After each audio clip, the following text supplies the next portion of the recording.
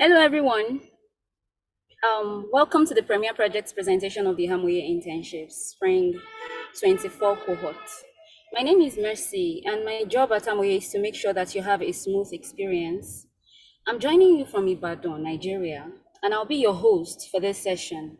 At Hamoye, our unwavering mission has been to nurture a community of problem solvers through our internship-style training in data-centered careers. We take immense pride in the successes of this mission, and it's a source of great joy to witness the remarkable accomplishments of our four cohorts. These talented individuals of the Spring 24 cohorts have harnessed the power of machine learning, working with diverse data sets spanning sports, health, finance, and more. Our interns have the unique, sorry, please. Our interns have had the unique opportunity to collaborate with cross-functional teams on what we fondly refer to as Premier projects. They delved into their respective datasets, unearthed invaluable insights, and constructed and deployed cutting-edge models. Now they are eagerly prepared to share their discoveries with you. In a particularly special manner, I extend a warm welcome to the members of the various data science communities in attendance, esteemed Hamoye Fellows, dedicated to Hamoye alumni, and of course, our exceptional interns who have reached this impressive milestone. Your unwavering commitment and exemplary performance thus far deserves a hearty congratulations. I would also like to extend a warm welcome to our esteemed judges. Iene Rudolph, who currently serves as a data engineer at Hamoye AI Labs.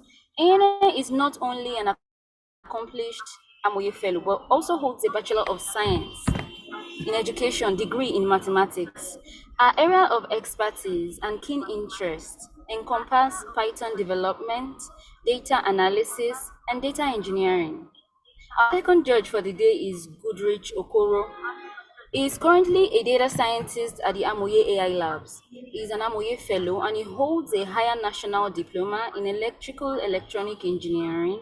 His areas of expertise or interest include data analysis, data science, and credit risk analysis. Welcome, judges. Their wealth of knowledge and experience will undoubtedly enrich our Premier Projects presentations, and we are grateful for their participation as judges. It's worth noting that both judges are proud alumni of the Hamoye Data Science Internship, as we have earlier said. With years of experience as former interns, they bring a unique perspective and valuable insights to the table. Their advice and critiques will undoubtedly provide a wealth of guidance to all the presenting groups. This session promises to be one filled with valuable learning experiences. And just before we go into the presentation proper, please take note of the following. Each team will only have 5 minutes for their presentation. Let me say that again so that sinks in. Each team will only have 5 minutes for their presentation. You will be given a warning to round up at the 4 minutes 30-second mark and stopped once your 5 minutes is up. If a team is not available for its presentation at its allocated time, that team will forfeit their presentation. At the end of every presentation, we will hand over to our judges for their questions and comments. Feel free to use the comment section for your comments and contributions. That's for those on YouTube. And finally, dear presenters, try your best to be concise and straight to the point. Remember, you have just 5 minutes, hence the reason to be concise and straight to the point. So without wasting any more time, we'll go to the very first group. That would be Engineer Donald, Sunday Udofia, and Akash Kondo. I don't know if I'm pronouncing the names right, but are they here? Yes, we are here. Donald is here. We are here. Akash is here. Do we have Engineer Sunday here?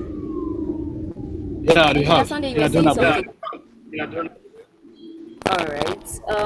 What about Akash Kondo? Yeah, I'm here. Akash. All right. Please, guys, the show is up to you now.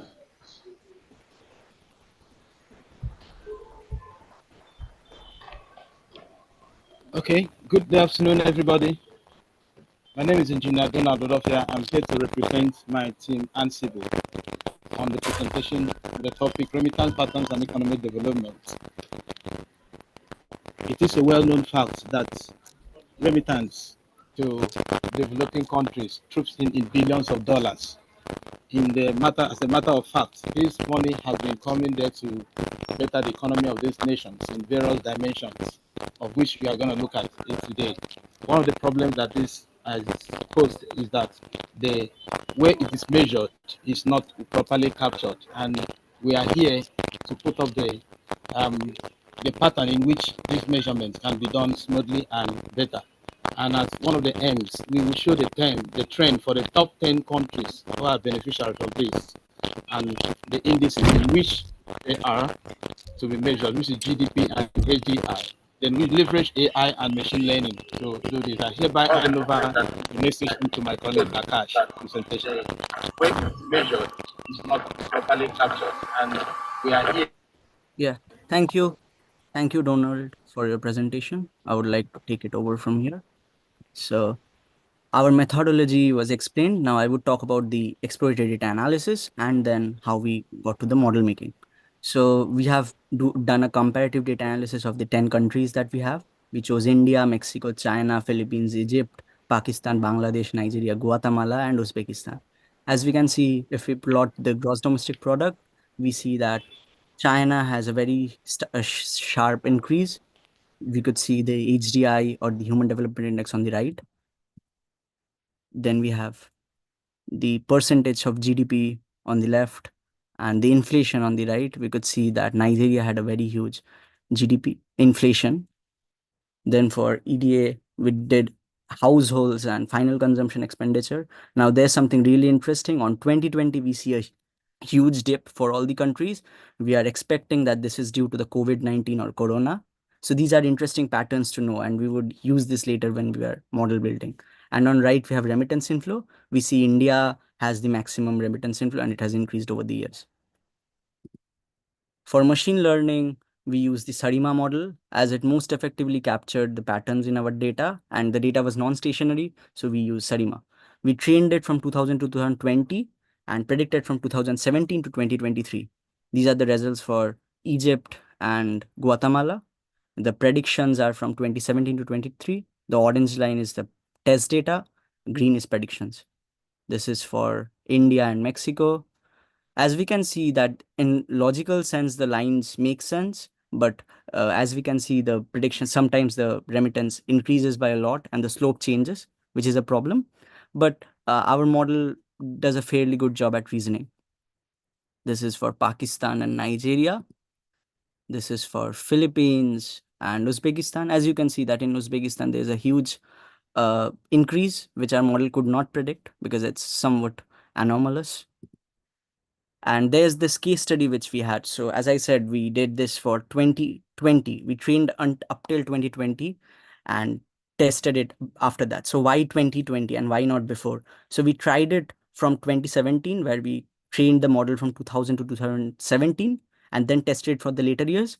But as you can see, the model was predicting a very sharp increase. But on the right, we are putting in the data up to 2020, and it can capture the downfall. This is because in 2019 there was the COVID virus or the corona, which caused and led everything to dip down in economy. And this is what happened.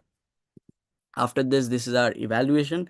We used RMSE, and just as I showed the remittance inflow, we had the results for all the other elements as well, like GDP, percentage of GDP, inflation, and everything else for all of the countries. In conclusion, this was an attempt to predict the remittance inflow and all the other elements uh, for developing countries. And as we see that in developing nations, the format is not as simple to predict as they are growing at a very rapid rate. In future, we would plan on optimizing our strategy and making sure we could have a better model and plot and predict the things better. And that's the goal. So that's my time. Thank you. This is Akash, and we had Donald, and these were our active team members from Team Ansible. Thank you. And I'm happy to take in questions. All right, thank you so much. We really like that you stuck to time. Okay, I'm going to call on ANA. Please, do you have anything to say to them? Because we actually have an expectation of them to fulfill everything that they wrote out in their proposal to make sure that they carry everything out. So please, let's judge them according to that. Thank you. Okay, thank you very much, Mercy. Thank you, Team Ansibu. So I think you need to walk me through what you were trying to achieve with the project, because it seems a bit unclear to me. So can we start from there? Just walk me through what you were trying to achieve. So we were trying to achieve and predict the models, trying to predict the remittance inflow and all of the trends that these developing countries have, and also map them based on the features of HDI and GDP and everything else. So for that, we needed a prediction for all of these trends so that we could map them better. Okay, please, can you share your screen again? So, Sure, sure. yeah. Yeah. So our goal was assessing the remittance of the top 10 countries and evaluating the effect of remittance on the other key indicators like GDP, HDI, human HPI, and everything else. So we were plotting the trends and seeing how it's affecting everything, and that's why the EDA and everything else. Okay, then you use what did you predict with your model? And walk me through like your model selection. Was Samuel the only model you tried, or like what other Yeah. models did So you experiment with? since it was a time series prediction, we tried a few things out and we realized that it was very hard to make the data stationary. We tried ARIMA and other things. We tried to get the Fuller score and the Fuller test, but it was not, the results were not what we were looking out for. So to work with a non-stationary data, we used the SARIMA model. And that's what we are presenting. Okay. And then you don't have your proposal included as part of the slides, right? You don't. No, we don't have it here. Sorry. The Okay. slide just include what we are doing in the project and what we have done in Okay, so each. give me a summary of what the proposal was about, and then just give me a summary of your proposal. Yeah, the proposal. This was the aim of the project. This is what we had in the proposal. Okay, so this captures the. Okay. Yeah. All right, then. Okay, I don't have any further questions. I would say great attempt, guys, at what you've done so far. Mhm. I don't have any further questions, so well done. Thank you.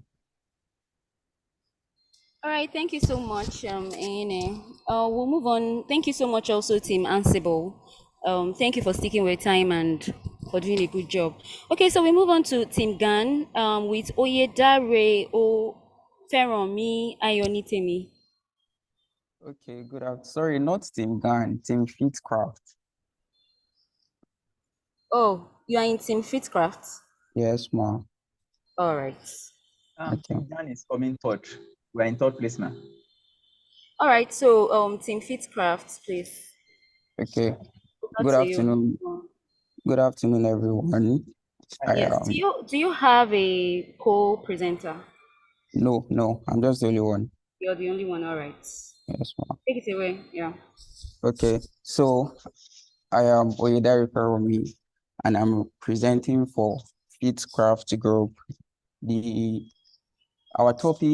The topic for our project is animal wildlife classification.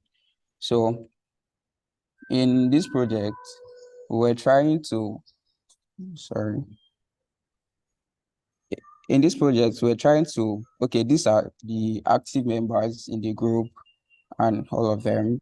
So in this project, we're trying to consider how wildlife, like why animals in wildlife can be classified, can be identified and classified, because we know when you use traditional methods, you rely on manual identification.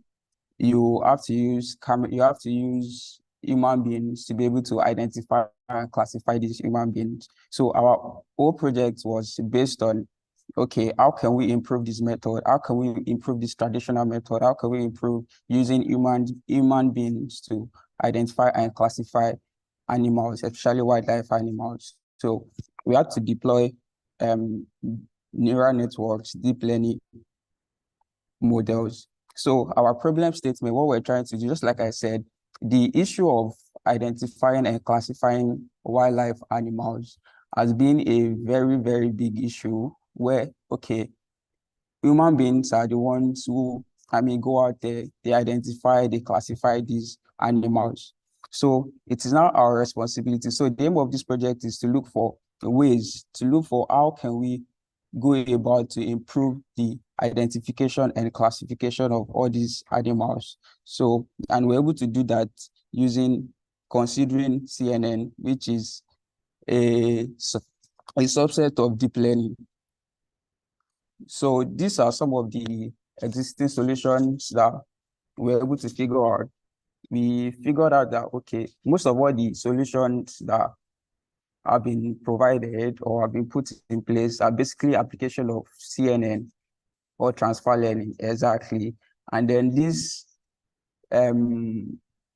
all these solutions, they make use of machine learning techniques to identify and classify these animals. So I'll move on to the next slide. So our approach, what were we able to do? So we collected the data from cargo. So after getting our data set, we had to pre-process our data set by normalizing it. So we performed image rescaling. So image rescaling is normalizing your data set by converting the image pixels between, ensuring they are between zero and one. So after we did that, we created our sequential model whereby we had to create a model to be able to like predict and identify these animals, to be able to classify them. So after we did that, we noticed that the accuracy wasn't all that much. So we had to perform data augmentation. So data augmentation is another method of reducing overfitting, because we noticed there was overfitting in the previous model, this previous sequential model. So we had to perform overfitting and perform hyperparameter tuning to increase our model. And under the data augmentation process, we made use of flip left, right, adjust brightness, and adjust contrast. So these were the three properties that we adjusted to improve the accuracy and to minimize the loss of that sequential model. So we divided the data set into 70% for our training set, 20% for our validation set, and then 10% for the testing set. And on the screen, we can see how we're able to like divide the data set, to split the data set. So You have these are less the, than a minute. You might want to pace up. okay, well. So we created two models. We used sequential model, and then we also applied efficient net V2, that's transfer learning. So we discovered that, oh, the sequential model did not really perform well. So we had to apply transfer learning to increase the efficiency of the model, the performance of the model. And this on the screen shows the accuracy for the two models. For the sequential model, we had 71.33% accuracy. For the transfer learning model, we had 98.67% accuracy, which ensured that transfer learning model performed better than the sequential model. So in conclusion, we're able to discover that, okay, EfficientNet V12 was the best model for solving this particular problem. And it gave us an accuracy of 98.67%. So it ensures that this particular model can be deployed in real life situation or scenario to identify and classify these wildlife animals. Thank you. All right, thank you so much, Team Fitcraft. Thank you so much, Yes, ma'am. presenter for Team Fitcraft, Feromi. So we'll hand over to the judge for All right, you, ma'am. Goodrich. Yeah, nice presentation, Fitzcraft. Can you hear me? Yes, sir, I can. Yes, we can hear you. Okay, nice one. Can you go back to where you have the accuracy for Okay. the sequential and the net efficiency? Okay, yeah, it is. Okay, so why do you think the sequential was not performing better? So Or it's why is the training transfer learning now more better than the other one? okay. So the reason why the sequential didn't perform well because the model wasn't able to generalize well on the data. And we noticed that the model was overfitting on the data. It wasn't really generalizing well. So that was why even when we performed our upper parameter tuning and data augmentation to improve the ability of that model to generalize well the data, we still discovered that, it wasn't really performing well. So we had to introduce transfer learning, which is the efficient net V2L model.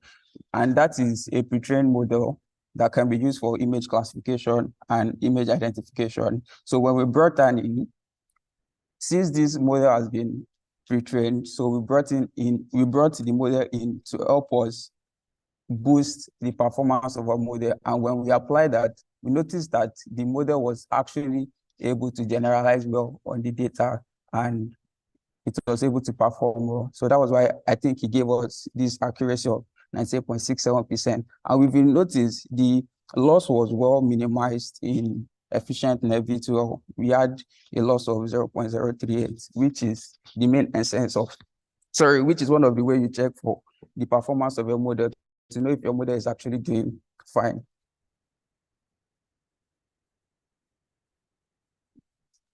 Okay. All right, that was a nice one. Okay, Sam. That was a nice one.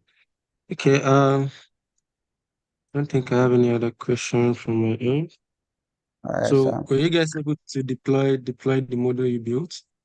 No, Were you able we're to not. maybe test We're it not. on other data sets? So yes, we're able to test it on another data set, which I had to get other images from the internet, and then I used the model on those images, and they were actually accurate. So they were really accurate.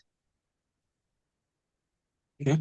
All right. Nice work. You guys have done a very nice work. I think what you guys can probably do is to create maybe an application. Someone can probably, like you said, you tested it and we can't probably see it here.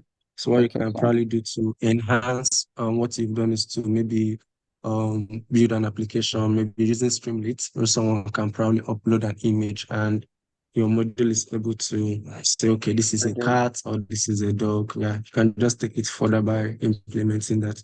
But No problem. overall, a nice work and yeah, you guys have done well. Thank you very much. Thank you very much. All right. Thank you very much, Team Fitcraft. Over to Team GAN. We have Floribat, Ikuzwe, and Sunday Oladokun. Please, where are you?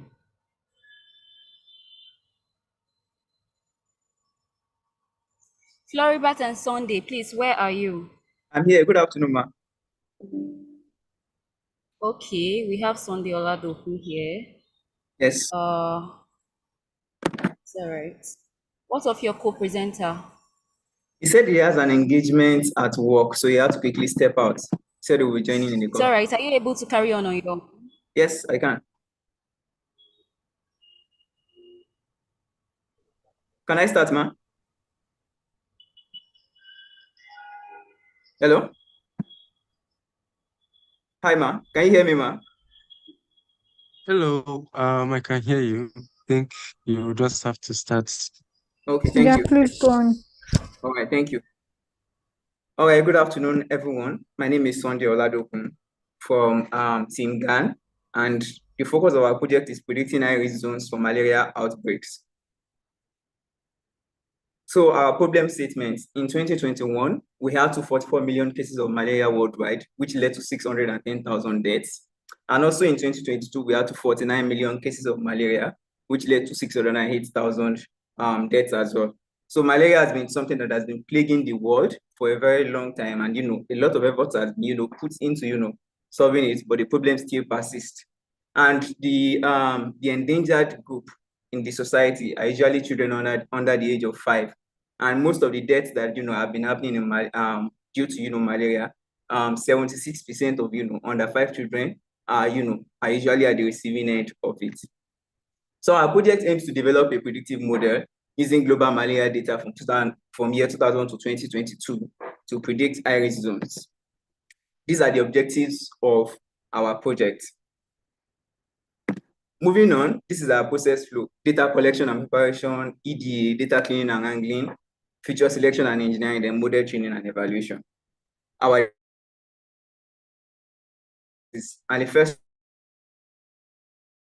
So on the UNICEF data, it's like a database where they collect, different kinds of data for different kinds of diseases as well. So we're able to, extract what we need from that data, just the data points and features that are, related to malaria. We got them from the data set. So this is the data set. This is the raw data set above, and this is the one that we extracted from it. And now these are the features that we extracted from, the data that we got from UNICEF. These eight features here, they are indicators of, malaria. So those are the ones that we got from them, from there. Then the second place where we got data from as well, because from the UNICEF data set, we weren't able to get death percentages. So we had to, look for another data set, which is UN Interagency Group for Child Mortality. And we're able to, get death percentages for each country from there.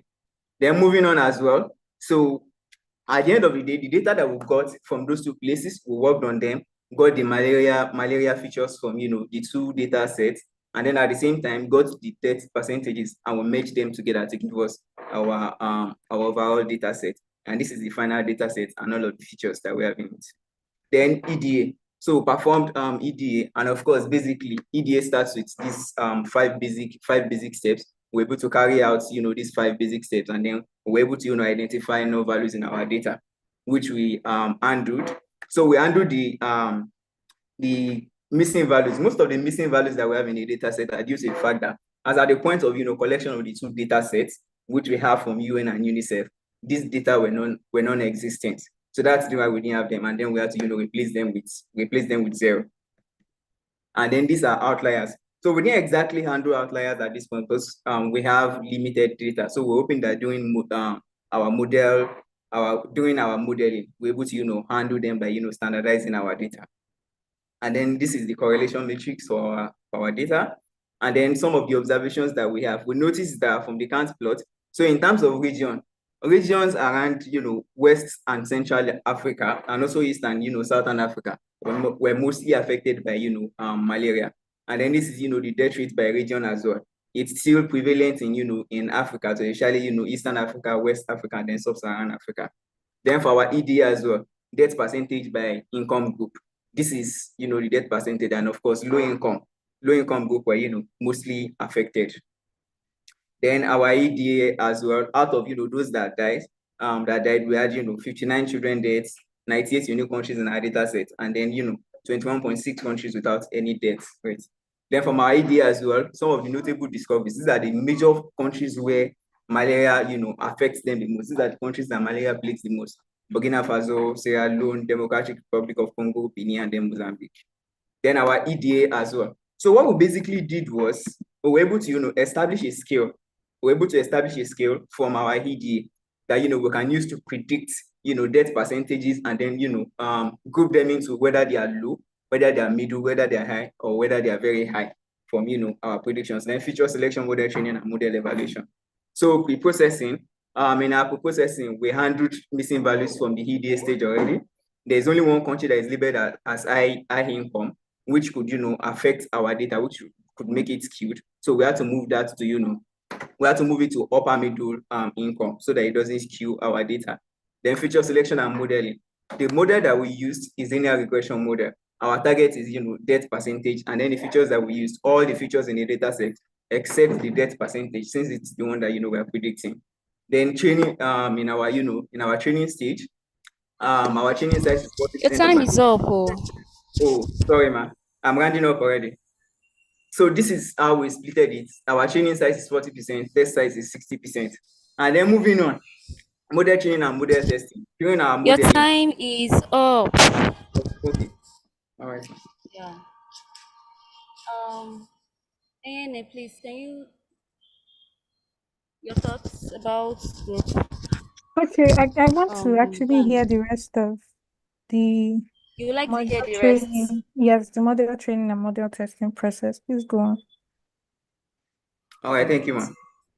I really appreciate the additional time, ma'am. Thank you so much. So during our model training and model testing, we decided to use linear regression like I mentioned earlier, and these are the scores that we got from it. So in our training score, we had 0.568, and then our ridge as well, because we used ridge regression as well, which gave us 0.568. But moving on to the test score, we discovered that we were having lower figures, although the difference were not that much, but we're discovering that okay, our model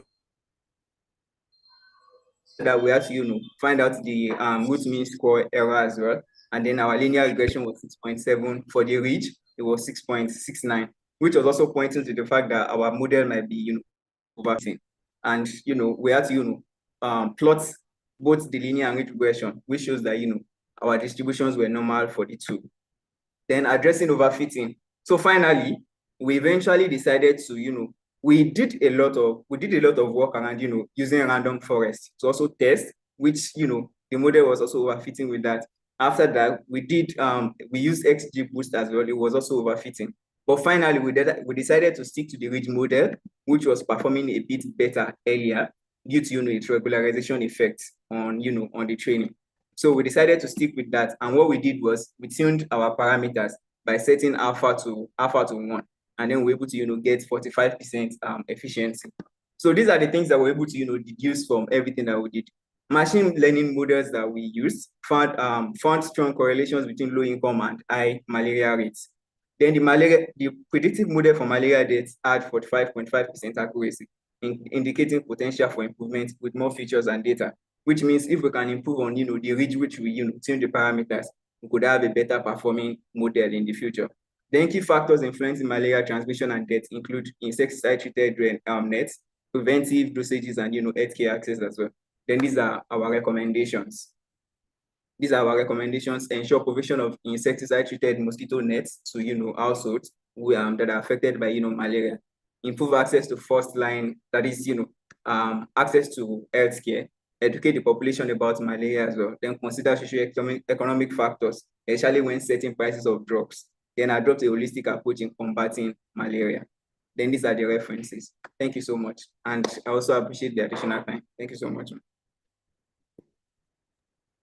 Okay, thank you very much for your presentation. I'll say very great work from you guys. So what were some of the challenges that you underwent in the course of this work?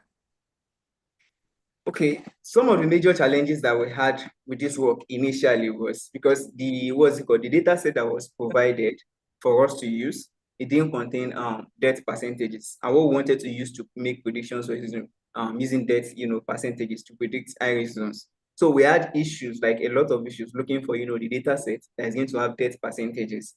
And even after getting the data set, cleaning it and also getting it, because UNICEF and UN, the way they collected their data were so different. So we had to look for, we had to go through each of the data set first, identify identify the common columns or features between the two data sets that we can use to merge them. And we're able to, identify country and also the year. And that's what we use to merge them. Then additionally was during the model training phase. That's where we encountered the most issues. And that's because the data sets were not that, it wasn't that much. It's not even up to, 400 rows. The data that we used was so limited, and then most of the models were overfitting until we were able to get to the one that gave us about 45% accuracy. Okay, so did you make any attempt to get more data, outside of what you needed for the data rates, for the features that you needed to work with, right, to increase the data that you have? Did you make any attempts to get more data? Get another data set? Okay, thank you very much for that question. Yes, we made attempts to get more data, because from our tutors, one of the things that they emphasized was your model is overfit. Try as much as possible to get more data, because it's really going to help. So we try to get data, but then we didn't exactly make reasonable progress. And then outside of that, again, I think time was also a constraint. So we weren't able to do much in that regard. Okay. So how would you say that this applies to anyone else that is looking to pick up from where your project stopped, right? Okay, ma'am. Oh, okay. Um, okay, yeah. So for somebody that would be taking up this project from this point and working more on it, I think top of the line, our recommendation would be that, try as much as possible to get more data. All right. Try as much as possible to get more data, because more data is going to, improve the efficiency of this model. And if possible as well, the person should look beyond just UN and UNICEF, because we focused more on UN and UNICEF because of, their combined efforts in combating malaria worldwide. So we focus more on them, and then we did exactly look into, other places, which we might actually have been able to, get more data. So that's the major recommendation would, give to anyone that wants to take up this project from here. Okay, thank you very much for Thank your you, ma'am. presentation and for the work done. Thank you, ma'am. All right. Thank you so much, Team Dan. So we move on to Jenkins. We have Somi, Tamun Seli, Frederick, and Arthur Uzoma. Please, if you're here, kindly signify Yes. Somi. All right, Arthur and Somi. All right, let's see. Please, where is Arthur? Okay, Somi is also here. Somi is also here. It's all right. I want to enable you to be able to share.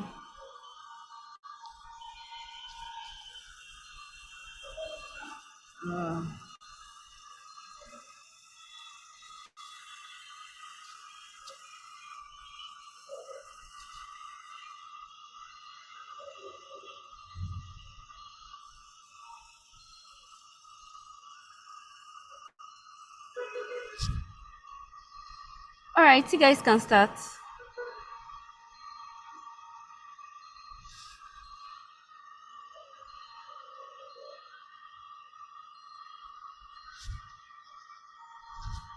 Where is Tim Jenkins again, please?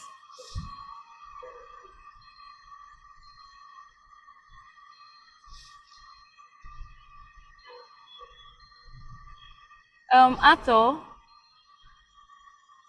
Yes, it's Somi. Somi is here. You've not allowed her to. Please, what's her name then? Because I'm not seeing any Somi here. Okay, let me share my screen lessons.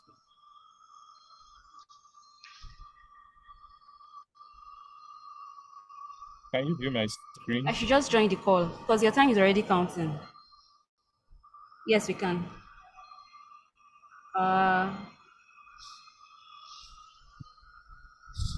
Can you view my screen?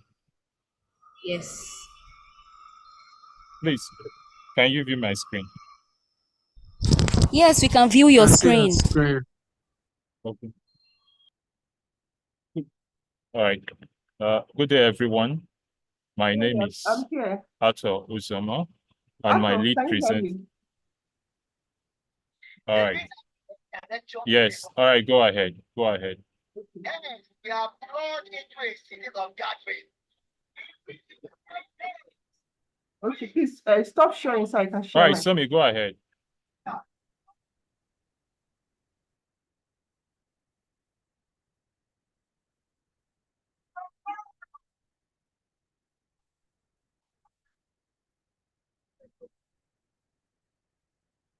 Okay, I hope you realize that your time is going.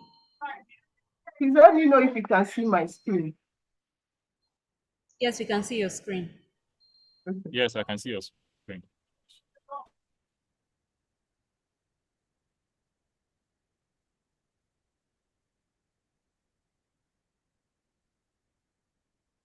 Okay. Good day, everyone. My name is Somi Frederick, representing Team Jenkins.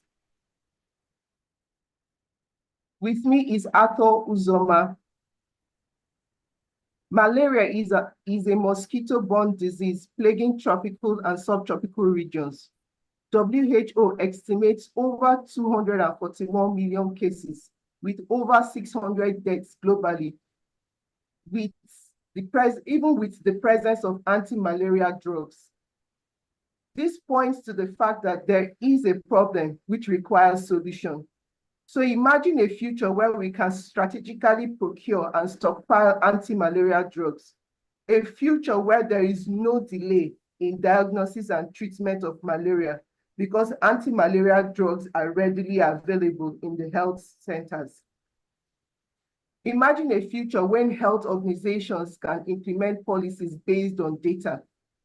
This future is possible through forecasting anti-malaria drug needs, which is our topic.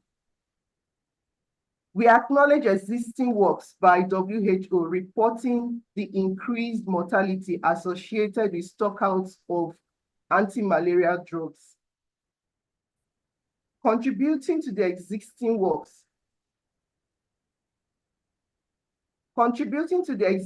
works against malaria impacts, we collected and combined data from UNICEF and the World Bank. To make sense of our data sets, we performed cleaning tasks such as handling outliers, missing values, changing data types, processing and analyzing the data sets. We discovered that lower income groups are significantly more likely to contract malaria or have children with malaria compared to higher income groups. The map shows countries in Africa with high malaria impacts. Following the data life cycle, we approached our projects by gathering, pre-processing, exploring, modeling, and evaluating our data sets. At this point, I'll call on my co-presenter, Otto Uzoma, to continue. Thank you. All right, I believe everyone can see my screen. So just as my colleague has shared the approach we used, the model we used was that we sourced data sets from Hamoye and then supplemented with additional relevant data. And we're able to divide this into independent variables and then target variables. We'll use the 80-20 ratio ability of our model.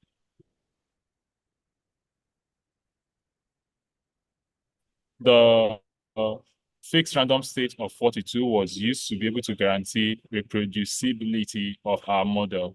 And each model was trained on the training data set, X train and Y train. And then subsequently, we tested them on the use for the model was the R-squared value. And from here now, from the graph on showing, we can see that the West and Central Africa have the highest percentage of children under 5 at 22.3%, which indicates significant challenges like inadequate healthcare and limited preventive measures. This highlights the need for focused interventions, such as improving healthcare access and increasing the use of preventing tools like insecticide-treated bed nets. Other regions with lower percentage show febrile illnesses and better healthcare outcomes that can serve as models for effective health policies. Notably, it is evident that the poorest individuals in both rural and urban areas are most adversely affected. Okay, from our data evaluation, with the ridge regression showed the best result, which a higher R-squared value indicates a better fit for the model. Some challenges encountered in our project include sourcing additional relevant data sets beyond the one that are provided. Our data model approach combined data Your time is up. and thorough evaluation to identify the most stable methods. Why? All right. So we use the ridge regression, which stood out in terms of accuracy. So thank you so much. All right, thank you so much. Okay. Yeah, thank you, Otto and Soma, for the presentation.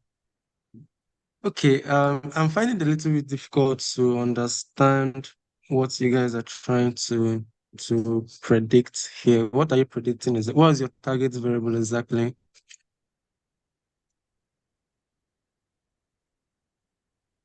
What we are presenting, we use the R-squared values for various regression models applied to our data sets, and this approach allows for a comprehensive. Yeah, I'm asking what you guys are predicting. I don't think I Forecasting I saw that in your presentation. anti-malarial. Okay. Forecasting anti-malarial drug needs. Okay, so the feature you're trying to predict, what is it Yes. called? Like, what's the name of the column probably you're trying to predict? I can see the what's it called? The heat map. So what feature there are you trying to predict? Yeah, you said anti-malaria, but what's the name of the feature on the data set that you're trying to predict?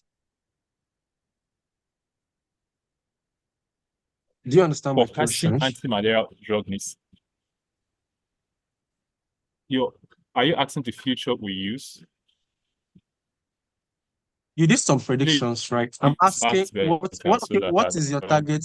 What is your yes. target variable?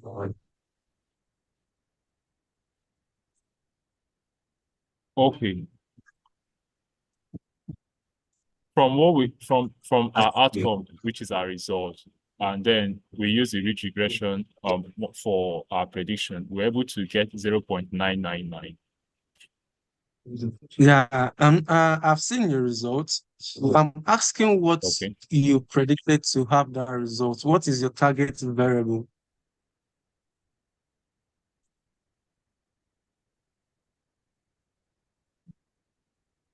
On the x-axis, we use percentage of children under 5, and then do you get my point? No. Okay.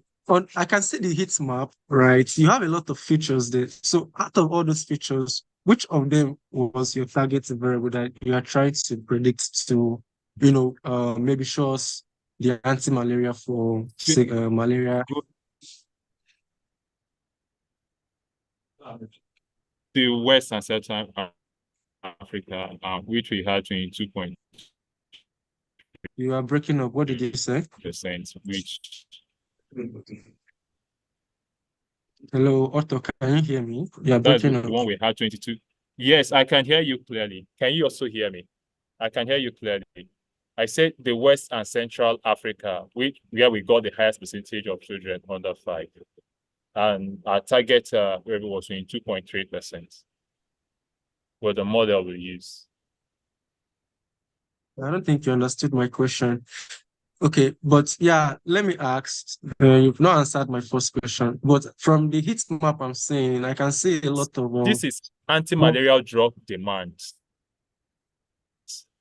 Okay. Anti-malarial drug demand. Okay. Yes. So what did you do about does this your heat map? Okay, looking at your heat map, do you think there are multicollinearity amongst the features?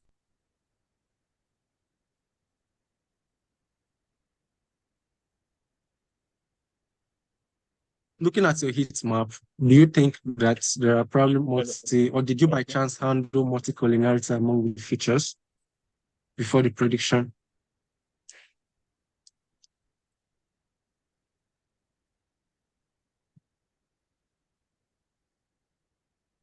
Did you get my question? Yes, we did.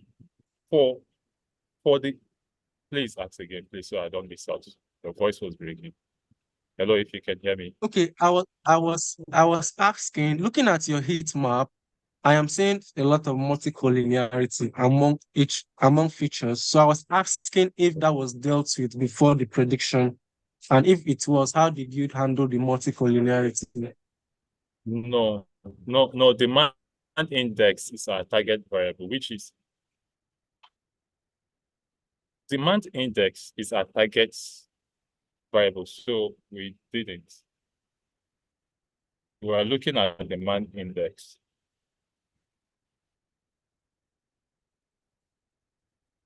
Demand index, is that on the heat map too? Yes. Okay, honestly, I'm finding it difficult to comprehend what you guys have done on the project. All I'm saying is just scores, which I don't know how you came about it. I still don't understand your target variable, what you're trying to, like the feature you're trying to predict. And also, I wouldn't know if you've handled, because I can see that there are a lot of multicollinearity from your heat map. So I also don't know if that was handled too, because it could probably lead to some effects on the models that you use. Yeah.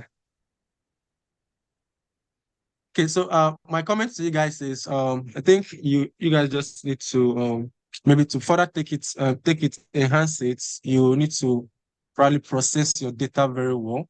Because even from the results, yeah, it's not like it's a bad thing to have such accurate results, but most times it could be to overfitting or scenarios like multicollinearity and the likes. So you probably want to pre-process your data again before taking it to prediction, so that this is a health industry we are looking at, and it's very important your model is doing the right thing, so that you don't end up predicting something that is inaccurate. Yeah, that's my comments, and yeah, nice work overall. Well done, guys. All right, thank you. Any other questions? All right, thank you so much, Team Jenkins. Now we You're very go much welcome. to Team Cubeflow, Andrew Obando and Namdi Anifowoshe. Hi there. This is Andrew.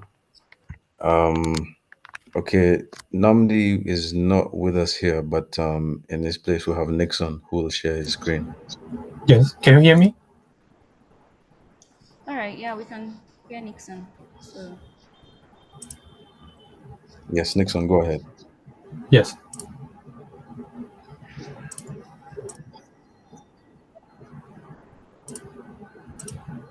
Can you see my screen now? yes, we can see your screen. Okay. So Your time starts. hi everyone. We are Team Cubeflow, and we are going to present our project progress here. Our project objective is to predicting the future electrification needs. And the first is our agenda.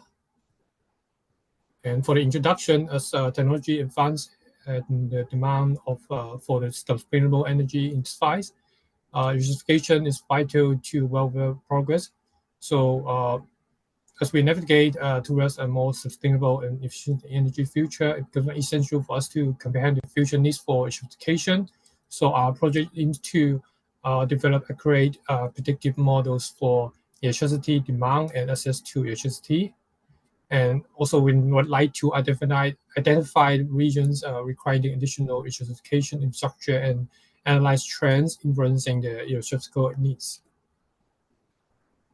And for data sources, we have the main data sets provided by the World Bank. And for additional data, because we encounter lots of missing values from the main data sets, so we like to fill in all the missing part of the data from other resources, from our the International Monetary Fund, for in terms of the population, GDP, inflation percentage. And for the data preparation, and we did the data collection, data transformation, and we transform to the final data sets when we do the piece processing and also the data visualization in order to go to the next step to build our model. And at the first page, we would like to introduce our exploratory data analysis first.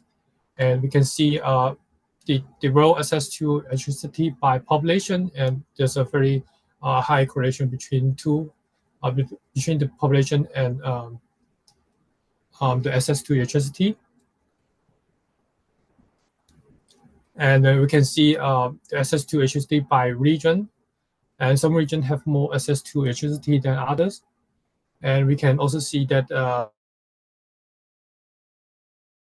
apart from Western and Central Africa, and Eastern and Southern Africa, and also other places in Africa, they're lagging behind in terms of access to electricity compared to other regions in the world. And we also would like to have some insights when we divide the income group of the countries into other into categories with the access to HST, and you see that the high income industry have a very high access to HST, and the low middle income countries have steadily increased their HST access since there's the early 1990, 1990s, and the low income industry are still below 50%.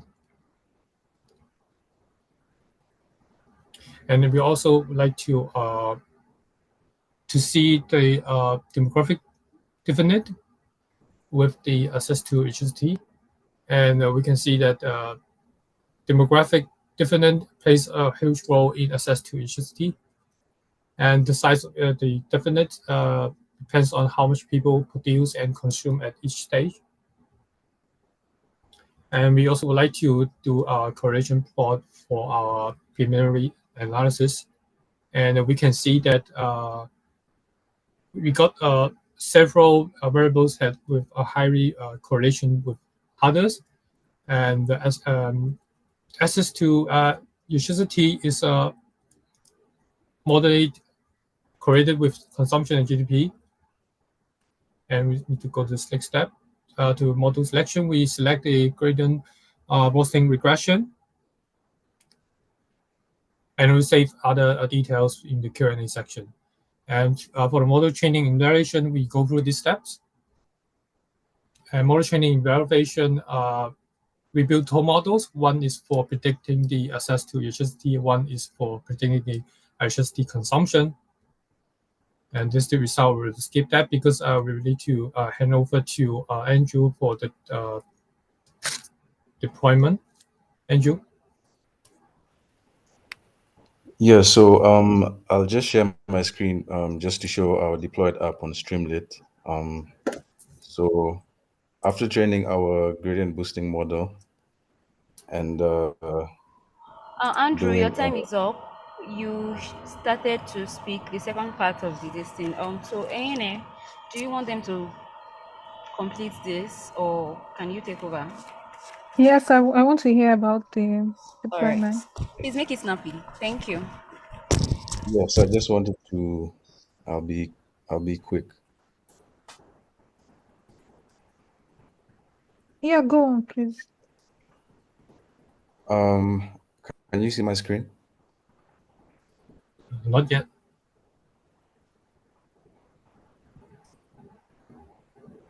Let me share again.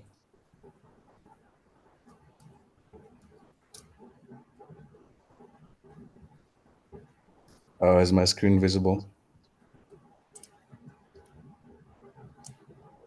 Seems not. Do you have two monitors?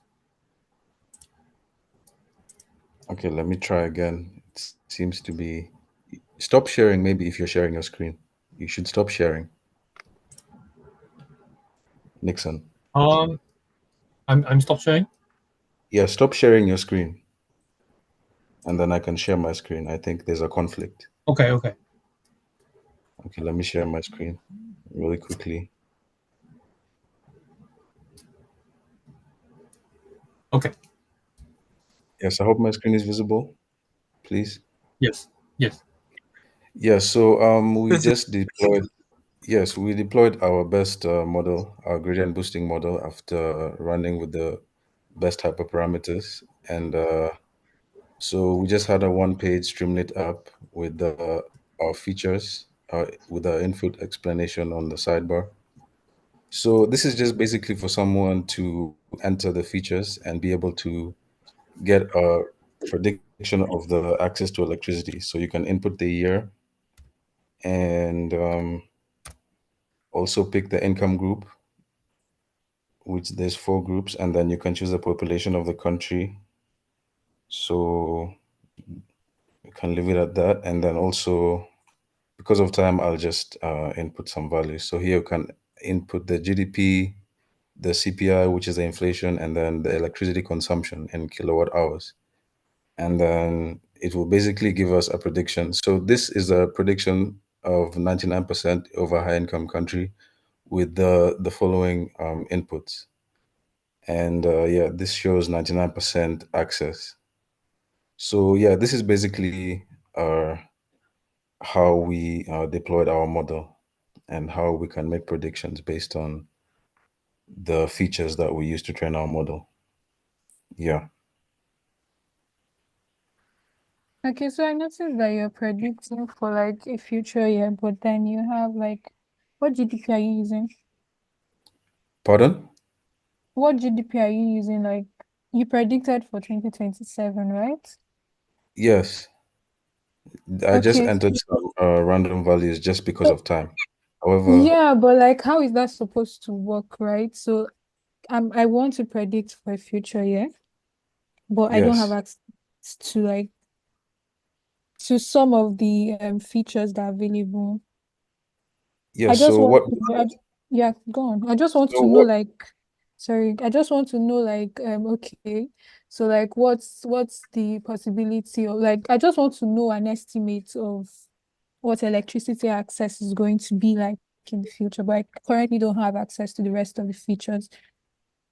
So how's that? So okay. So our training data ended from 2022. So to be able to predict the future access to electricity, we use data from the IMF, which actually has predictions. So we had maybe I can share. We have a spreadsheet where we access data from the IMF that gives us the GDP, the CPI or the inflation, and then the population. And those are the values that we used. So right now, just for demonstration, I just put some random values. However, if you actually want to use the app properly, there's some actual values that we found from the IMF database from 2023 up to 2030 that gives us GDP and inflation and electricity consumption and also population estimates as per the IMF. Okay, so you're saying I would have to do That's the what we checking. use now. So what you're saying is I would have to do the checking by myself to get the values and then come and input it here, right? That's what you're saying. Yes and no, because if we can improve our app by actually putting the values. Okay. So Okay, so that's kind of like where I wanted us to get to, because I think you should be able to have those values as default values, the user. because yes, so the user doesn't have to put in some features that might not like match what is currently available, what has been predicted, you get. So that alters the result you're going to have eventually. So that's something that you should have taken care of in your model deployment. But I think this is the first group that has deployed the model. So big ups to you guys. Walk me through some challenges you had in the course of doing this.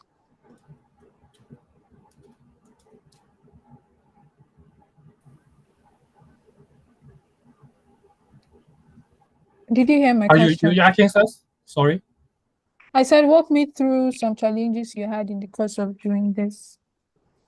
Yeah, we got so many missing values in the main data sets, and we also if we include all the variables uh, into the machine learning models, that we will get so very few numbers of the data points. So we try to just take out one of the variables to build another model to predict the access of electricity first, and we also to do another model to predict the electricity consumption. So to deploy these two models to take the access to electricity and also the consumption would be better for us to build a model with higher accuracy with more data. Okay. So what did you do about the missing values? Did you have to drop Hello, those? sorry, I think I dropped off. Sorry. Okay, Sorry. that's fine. I said, what did you do about the missing values? What was your approach to handling those? And that's a quick question because we try to we discuss a lot about how to fill those missing values.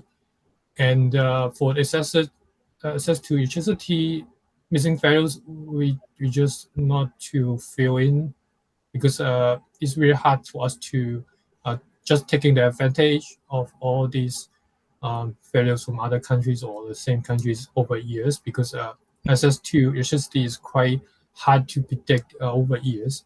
So we try to build a model to have a better prediction of the access to electricity instead. Okay. Okay, so this model was deployed locally, or is it available on a public link? Or can we try it out? Right. Yeah, As of now, Angel will deploy. Yeah. Sorry, I didn't get that. it's just locally, but hello, can you hear Okay, me? locally. Okay.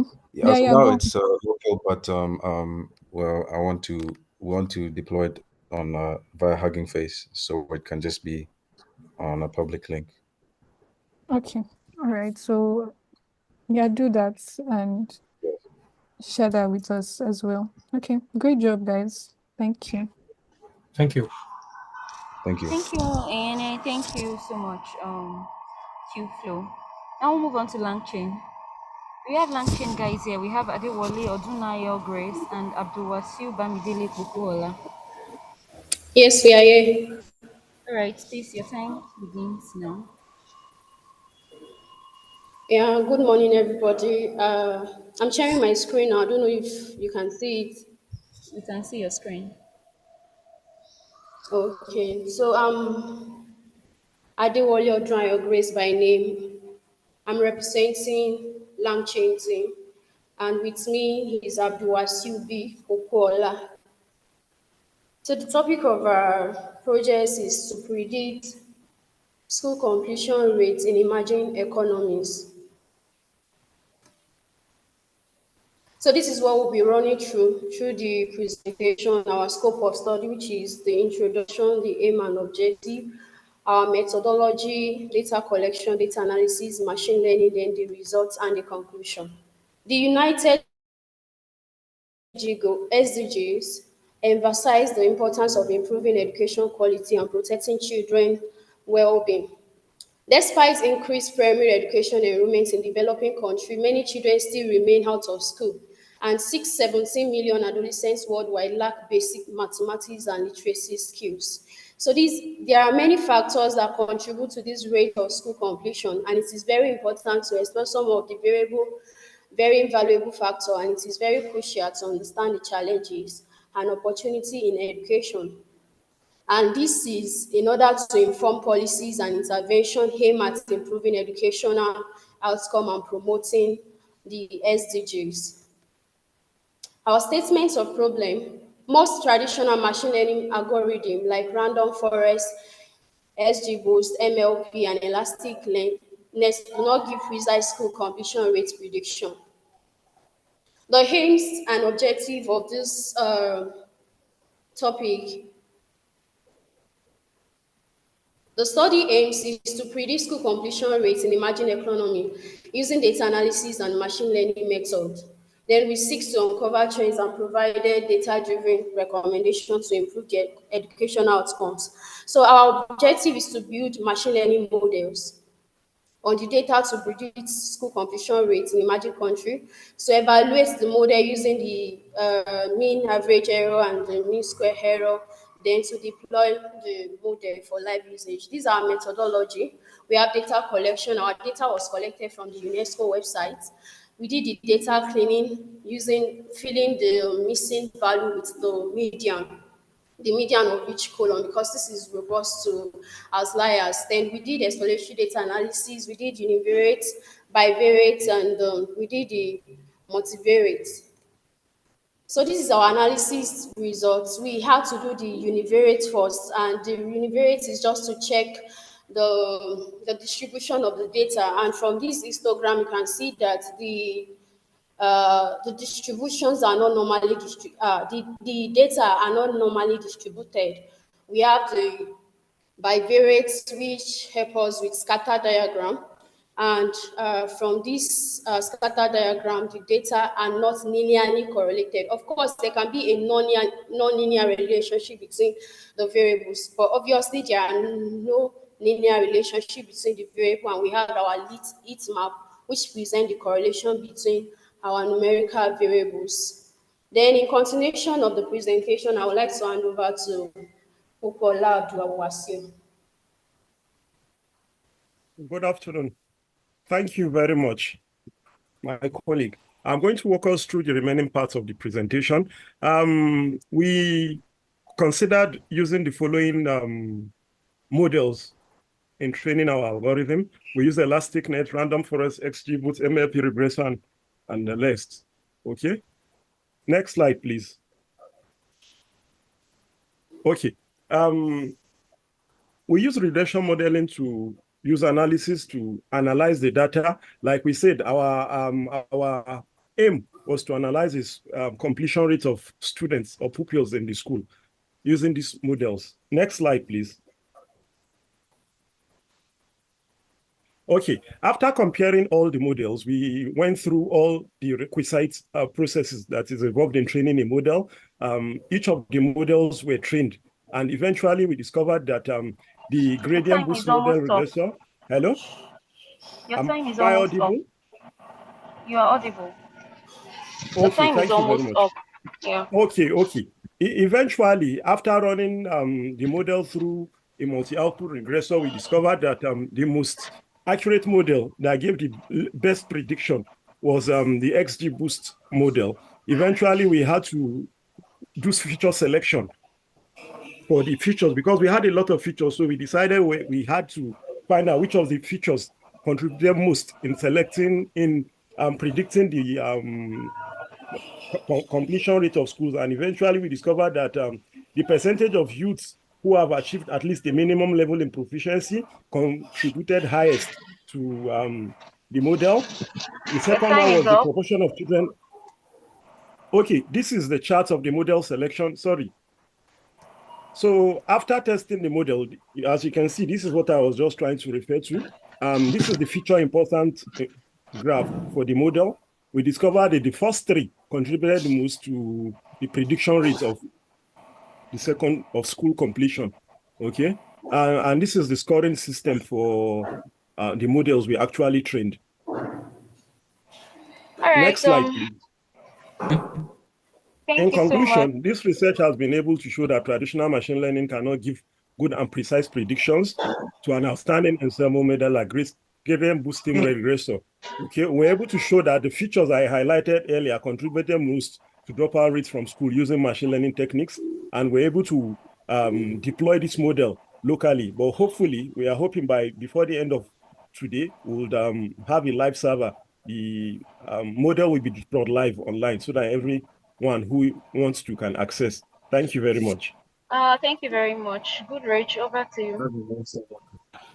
Yeah, thank you for your presentation, Team Langchain.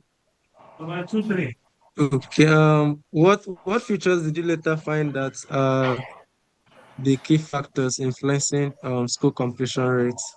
Okay, thank you, sir. There were actually four, like I mentioned earlier. The feature names are quite long. That's why we couldn't capture them there. But the features include the percentage of youths or adults who have achieved at least a minimum level of proficiency in digital literacy. The second one was the proportion of children aged 24 to 59 months who are developmentally on track in health, learning, and psychological well-being of course, both sexes. The third feature that contributed the most was out-of-school rates for adolescents of lower secondary school for both sexes. Then the fourth was the proportion of students at the end of lower secondary education who have achieved at least a minimum proficiency level in reading and writing for both sexes as well. And finally, but not the least, the proportion of children and young people at the age of lower secondary school education prepared for the future in reading. Of course, both sexes as well. Thank you very much, sir. So those were the features that contributed the most to the prediction of the school completion rate for the students. Okay. So, what were the features that did not contribute? Can you list some of them? Okay, the features that did not contribute are highlighted on the charts. I couldn't memorize their names because, like I said, the names are quite lengthy. But if I can project the slide, we'll see. Okay, that's okay. Those are the features that contributed the least on the right side of the chart. Okay, so right side of the chart. Yeah, I can see that. Okay, so from your objective, you said you were going to propose an actionable recommendations to the policymakers based on your findings. So can you just maybe summarize all your findings and then what your actionable recommendation would be to the policymakers? Okay, thank you, sir. From what we discovered from our machine learning model, we discovered that children who had some focused and dedicated attention right from their childhood up to adulthood, who had some form of support, were most likely to complete their school and not be dropouts. And that's evidenced by the fact that from the results we got from the model, the percentage of youths who had achieved a minimal level of proficiency in digital literacy were most likely to complete their school. Likewise, children aged 24 to 59 years, who right from their childhood had some support developmentally, they also had a higher likelihood of completing their school. So we'll advocate that at all levels, the government and policymakers should ensure that they key into the teaching and training of students right from the grassroots, right from their early childhood. And of course, the support continues onto early teens. Okay. By so doing, students or pupils are most likely to complete their studies and not be dropouts. Okay. So according to Your this model, findings. it should extend Okay. up to lower secondary school, sir. Junior secondary school I level. can hear you. Yes, you should extend up to from primary school up to junior secondary school. If students are supported during this period, they are most likely to complete their studies, sir. When you say supported, support them how? Support them, number one, by providing digital literacy, by providing them with basic reading and writing skills, and providing them with support in health and psychological well-being as well. So it goes both ways, both the reading and writing training and psychological.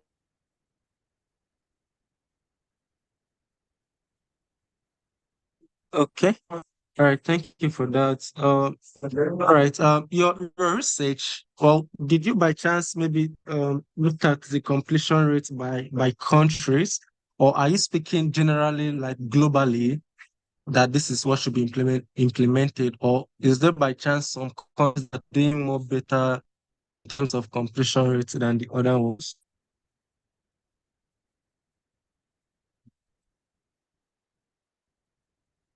Hello, can anyone hear me? Yes, we can hear you. Is there anything member to probably answer the question? Hello, sorry, what was the question? Okay, so research findings, or so far, it looks like you are referring globally. I was asking if your analysis is pertain to a particular country or it's like a global analysis. Hello, sir. Sorry about that. I had a temporary network glitch. From the data we got, the data is most applicable to the African continent. So the African subcontinent, rather, not global, sir.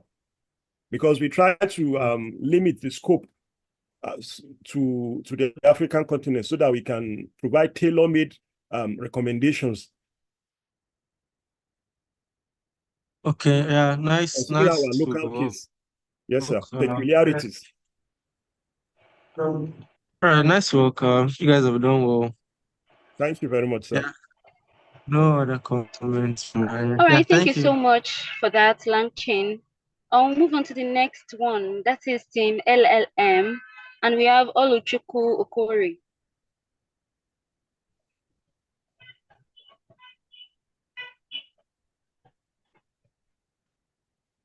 Oluchukwu Okori.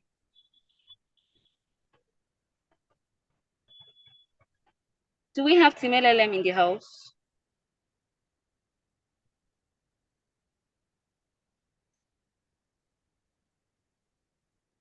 Okay, it seems as though Team LLM is not available. We'll move on to Matpotly.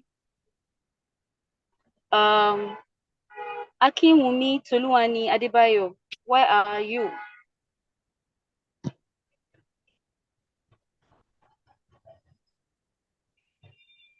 Team Matpotly, are you available? Yes, yes. I don't know if you can hear me. Can you hear me? Yes, I can hear you. All right. Okay. Your time starts now. All right.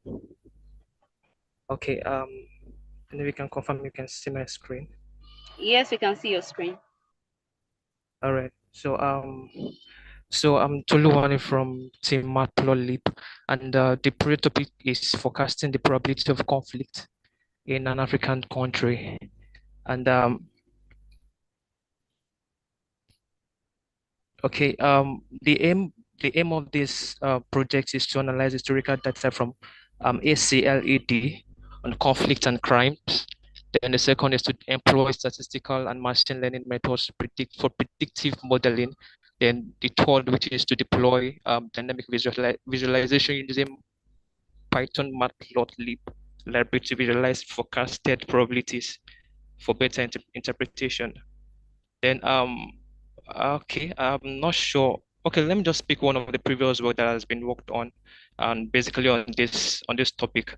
So globally, crime is strongly associated with high levels of income inequality, rapid urbanization, high rates of unemployment youth, and poorly resourced criminal justice system. So this is from United Nations Office, and the Arsha Crime Group uses crime networks for two purposes, which is finance and recruitment. So they actually get to make use of this network to invest on this. So I wouldn't want to dwell on that. The methodology used here is the data collection process, data cleaning, exploratory data analysis, predictive modeling and evaluation, then visualization. So based on the ADA results, but before the ADA result, we actually got the data sets from the SC SCLED.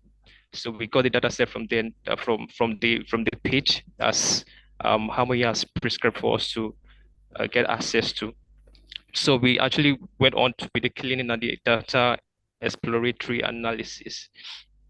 So this is the first result we got, which actually stated that we have more fatalities as regards the events, incidents that emanate from um, from conflict, which is the battle, and it has this number of fatalities, followed by the violence against civilians, then the remote violence. So the second exploratory analysis that reflect that we have more conflict dwelling more in 2017. Based on the data we collected, we could actually just get a minimal data, and it's actually reflected that 2017 has the highest number of or conflict incidents. Then distribution of conflict event type. We have more distribution of event type on um, the riot and protest, which seems to be political in its nature, which reflect the fact that, okay, this what happens, this comes or conflict comes up more during political seasons in countries, in Africa countries.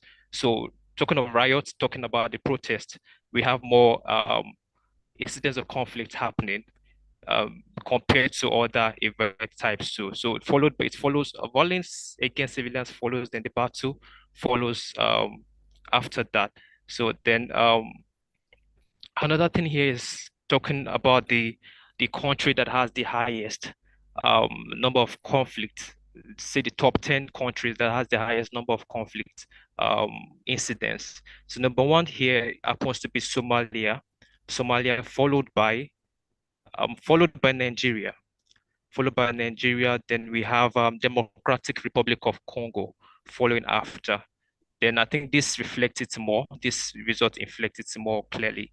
So we have Somalia with the 4,619, which contributes to about 70%. Then followed by South Sudan, then Nigeria, then we have the Republic of Congo. So that's that there. Then we have the geographical conflict cluster map of Africa. This just indicates um the the coordinates based on the longitudinal and latitudinal coordinates of those areas that is subject or more prone to occurrence of conflicts based on the data and prediction. So then we have this the word cloud. I think the word cloud, which actually reflects more of um, the most pronounced incidents that's actually leads to conflict in those African countries. So which is, as we can see, the major event incidents is the protest. Then the fatalities here is the fact that we have more people being killed and other fatalities happening. So talking of the modeling. 5 minutes is up, so I know the Wow. judges will want you to finish up. Please step on it. Thank you. Okay, I'm wrapping up already. So the model in the target variable is just the fatalities. Then the features we made use of are the event dates and years. And we made use of the fatalities greater than 0 because it is an indicator of where conflict occurs. It indicates most areas where we have the conflict occurring. So these are the result of the random forest matrix. Then we actually made use of the random forest because compared to other models, it's seems to be much more effective. So in conclusion, conflict analytics extract hidden but critical information from raw data, thereby assisting in the transmission of critical information for crime resolution. So it's crime resolution as we can predict with it. Then the last one I would love to pick up here is the feature work should focus on integrating more advanced machine learning models and real-time data streams instead of just historical data to enhance predictive accuracy and responsiveness. So these are our observations and what we feel should be built on. Then this would allow policymakers to better analyze conflict tendencies and mitigate them. So I think that's what I would love to conclude. Thank you. All right, Ayene. Okay, thank you very much. Sorry, this is Matplotlib team, right? Okay, yeah, Yes, thank you, thank you. Okay, let's talk about your model. So what features did you use? We made use of random forest. No, not the model. And the features in your data set. Okay, yeah, the features. These are the features. The target variables, the fatalities. The features made use of is the event date, year, time, precision, event type, and so on. Any correlation between these variables? And how did you handle it? Okay. I think the correlation we seem to have, they should be trying to place it now. The correlation will be between the drop precision and latitude. Actually, I didn't really get to take note of the correlations exactly, because of the limited time and all. We just had to run the model. But I think the correlation is okay. I'm with you. Okay, so walk me through the model selection process. You mentioned that you tried a couple of models. So how did you Yes. arrive at the model you decided to use? Yeah, we made use of And what I think you said something about it was the best choice. So how I didn't get that. yeah, go on, walk me through how you decide, like your model selection process. Why Okay. you discarded the rest of the models and settled on this one. Okay. Basically, what actually made us decide on this was because of after testing the model and all the results to confirm the accuracy was really poor as regards when we made use of SG boost. It was really a lower one. Then it was it gave us a kind of lower feedback then. Making use of round of rest kind of gave us, to some extent, a much more reliable result. So I think that's why we actually settled with it. Although we didn't have a lot of time to still explore more other models to bring about a much more accurate result.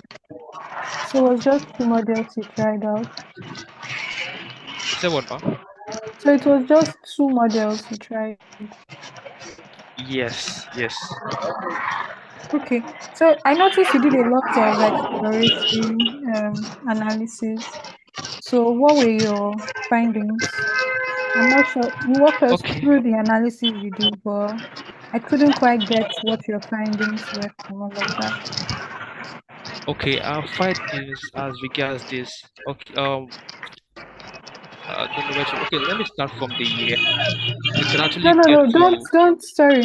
Let me make Nice. this easier for you and to save our time. So would just give me like some key findings. So at the end of this, there are key findings that you had and you are willing Yeah, to yeah. communicate like at the end of this Okay, project, because part of the goal of your project was to do extensive analysis, seen it in the proposal. Yeah. So walk me through, like give me at the end of this is what we found and this is the impact we think that it has. So that's okay, what I want to hear. Yeah. okay. What we found here at the end of the whole project is, um, that actually we discovered that having enough data to actually run the analysis will actually have given us much more better results.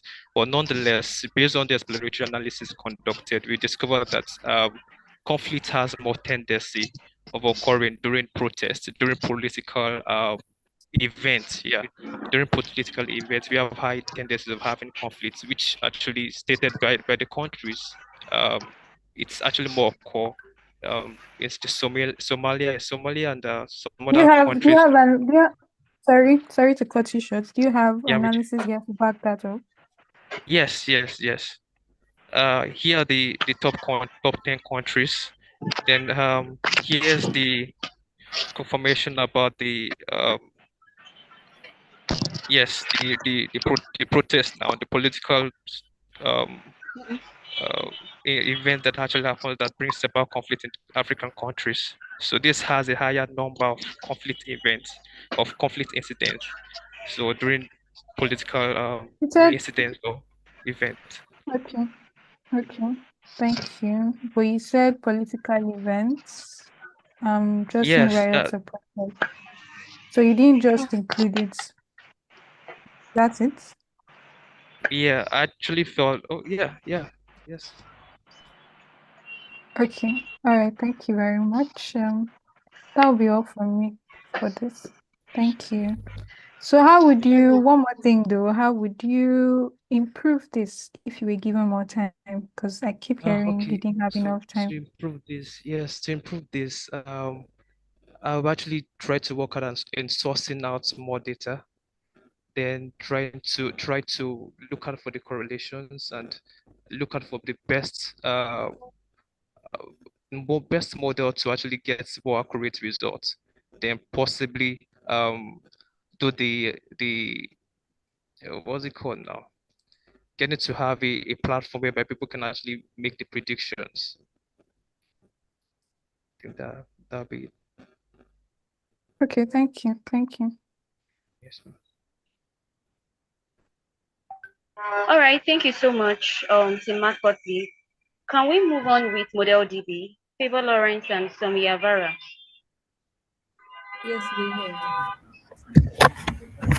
Good Please afternoon. stop Can you hear sharing me? your screen. Tim Potley, we need you to stop sharing your screen now. Okay, okay. Thank you. Can you hear me? Yeah, we can hear you. Good afternoon. Good afternoon, everyone. Please give me one. Small while. I Yeah. should be the one sharing the screen.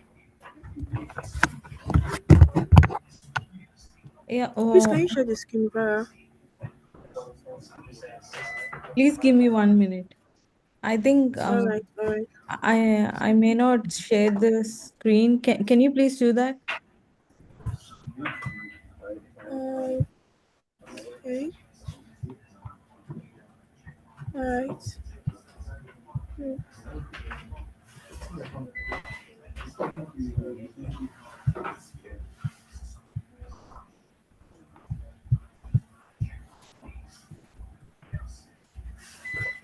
Where is it? Where is it? Come on. Just give me some minutes. All right. Is it okay if I leave and join again? Then I can share my screen. Yeah, that's okay. Please, whatever will make you to just do what you're supposed to do, Yeah, it's fine okay. by us. Thank Thank you. you.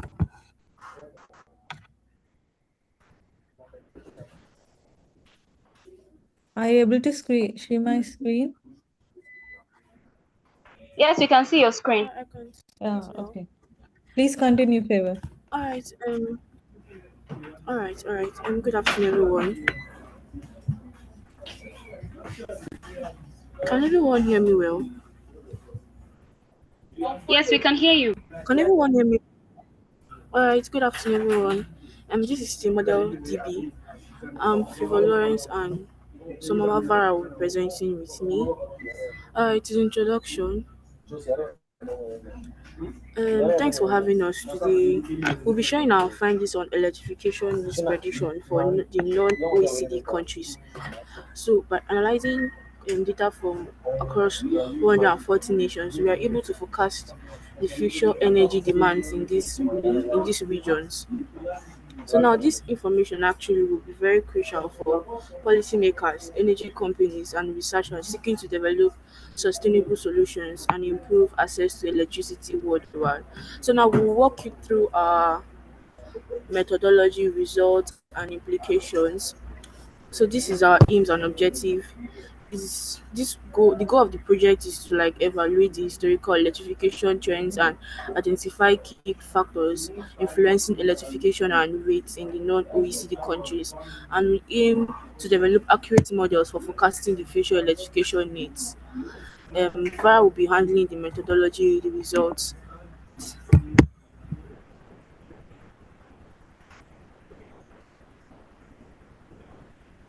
Vara, can you take over from here? yeah, okay. In the methodology, these are the process we have followed: the data collection, cleaning, exploration, visualization, and then modeling. So coming to this slide, we have got the data set from the Harvard Dataverse, and the dataset is having the six columns, which are country name, country code, year, and the total percentage of the households having the electricity, and also the urban electrification rate, and the rural electrification rate. For the missing values, as we cannot give zero or we cannot remove the data from the data sets, we have used the GAN model to generate the synthetic data or the fake samples to complete the data sets. And coming to the exploration and visualization, we had the correlation matrix. From this, we could say that all the three variables having the positive correlation. And we also had the quartiles calculator for the total urban and rural electrification rates to understand the distribution of electrification levels in all the nations. And also we had the graphs for the year-wise trends to observe the patterns and changes over the time. So in this graphs, we can see the number of countries versus electrification rates. So it shows the distribution of countries according to their electrification rates, and the x-axis shows the electrification rate ranges divided into quarters, whereas the y-axis shows number of countries. So here, most of the countries, around 78, falls into the lowest quartile, which means that they have an electrification rate of less than 25%. So in this way, not only the total, but also we have done for the urban and the rural areas too. And next, here we can see the top 10 countries and the bottom 10 countries with the total household electrification rate in the same way we had done for the urban and also for the rural households. And here we can see the line graph. It shows the average electrification rate over a number of years, we can see a steady increase in average electrification rate throughout the years depicted in the graph. And we can see there's a faster growth in the urban areas than the rural areas from the given data set. And after applying the three models, which are linear regression, random forest, and gradient boosting for the prediction, so these are the RMSE values. And we had predicted from 2016 to the 2026, and we also done it for the 2010 to the 2026. So this is result for the linear regression in China, and this is for random forest, and these are the results for gradient boosting. And to conclude this, there's a clear trend of increasing electrification across rural and urban households, and we can see that urban areas continue to lead in electrification rates. Maybe that due to the better infrastructure, or maybe the due to high population, and also due to economic rates too. And in future, there may we can see a growing demand in the rural areas too, as they are also catching up with the urban areas. So this is our conclusion of this project. Thank you. All right, thank you, Model DB. Anything for them, Goodrich? Yeah, nice work, Team Model D. Thank you. Yeah, I think your project is straightforward. Can you go back to the visualization? Do you mean the Okay. result? Yeah. Yeah. So of the three models you used, which one is performing better? I think linear regression gave the better results, but mostly all the three models gave the similar results when compared. But among these, linear regression had somewhat little bit better. But I think these three models are perfect for this data set. We may use some other time series model, like we can use TimeGAN, or else we can use some other advanced algorithms to get better results or better predictions. Yes. Okay. The results you have, was it just normal using of the model, or was hyperparameter tuning done to achieve this result? Did it send the model to achieve the results? Sorry, can you please Okay. be clear? Yeah, I'm asking if you tune your model to have the results you're showing us, or it's just a normal model without any parameter tuning. We did some tuning while using the GAN model itself, and but if we improve the GAN model for the missing values, it may increase the prediction performance in these models, linear regression, random forest, and the gradient boosting. So, like, while filling the missing values itself, Okay. I think. Sorry. Yeah, go on, please. Like while filling the missing values itself, if we had performed the GAN model very well, then the results may improve. That's what I'm saying. So are you saying you used the GAN model and the results improved compared to when you were not using it? Yeah, yeah. And if we do the hyper parameter tuning in the GAN model, or else if we had added early stopping, then we may increase the results. If we got some more time, we can also use some other machine learning algorithms to improve the prediction. Okay, that's fine. I think my comments would be it looks like a time series kind of analysis. So you may result to using more like time series models, Sarima and the like to probably work on this. Yeah, to analyze this.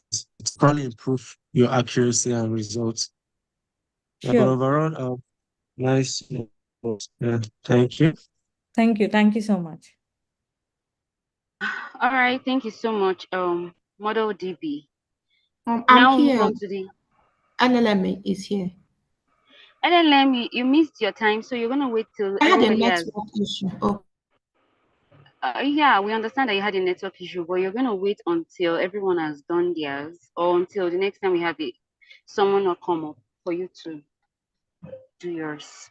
All right, so model monitor, you're up next, and we have Kayode Adeleye and Usman Hassan.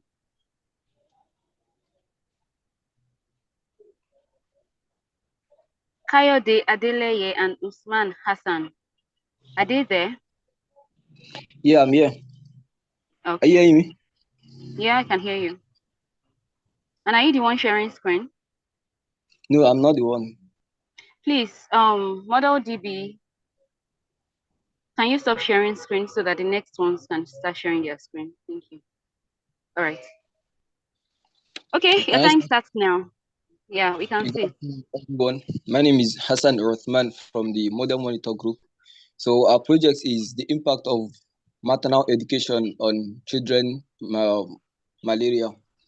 So about 249 million were diagnosed in 2022. Reports coming from UNCF, and 600,000 of them got dead, and also 70% of the dead were children of under 5. So going to the problem statement. So it turns out that there is a lack of comprehensive analysis that shows the correlation between a mother's education and also the child's malaria rate, which is something needed. So existing solution. So there are solutions which has been made, projects done, but it turns out that there is a gap which needs to be filled, which we are going to do in this project. And the gap is there is not a very good concern for children of under 5, which is something we talked about in our project.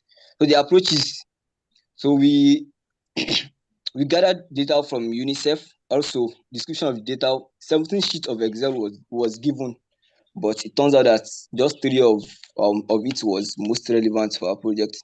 So visualization was done using Matplotlib and also Seaborn to get insights from our data.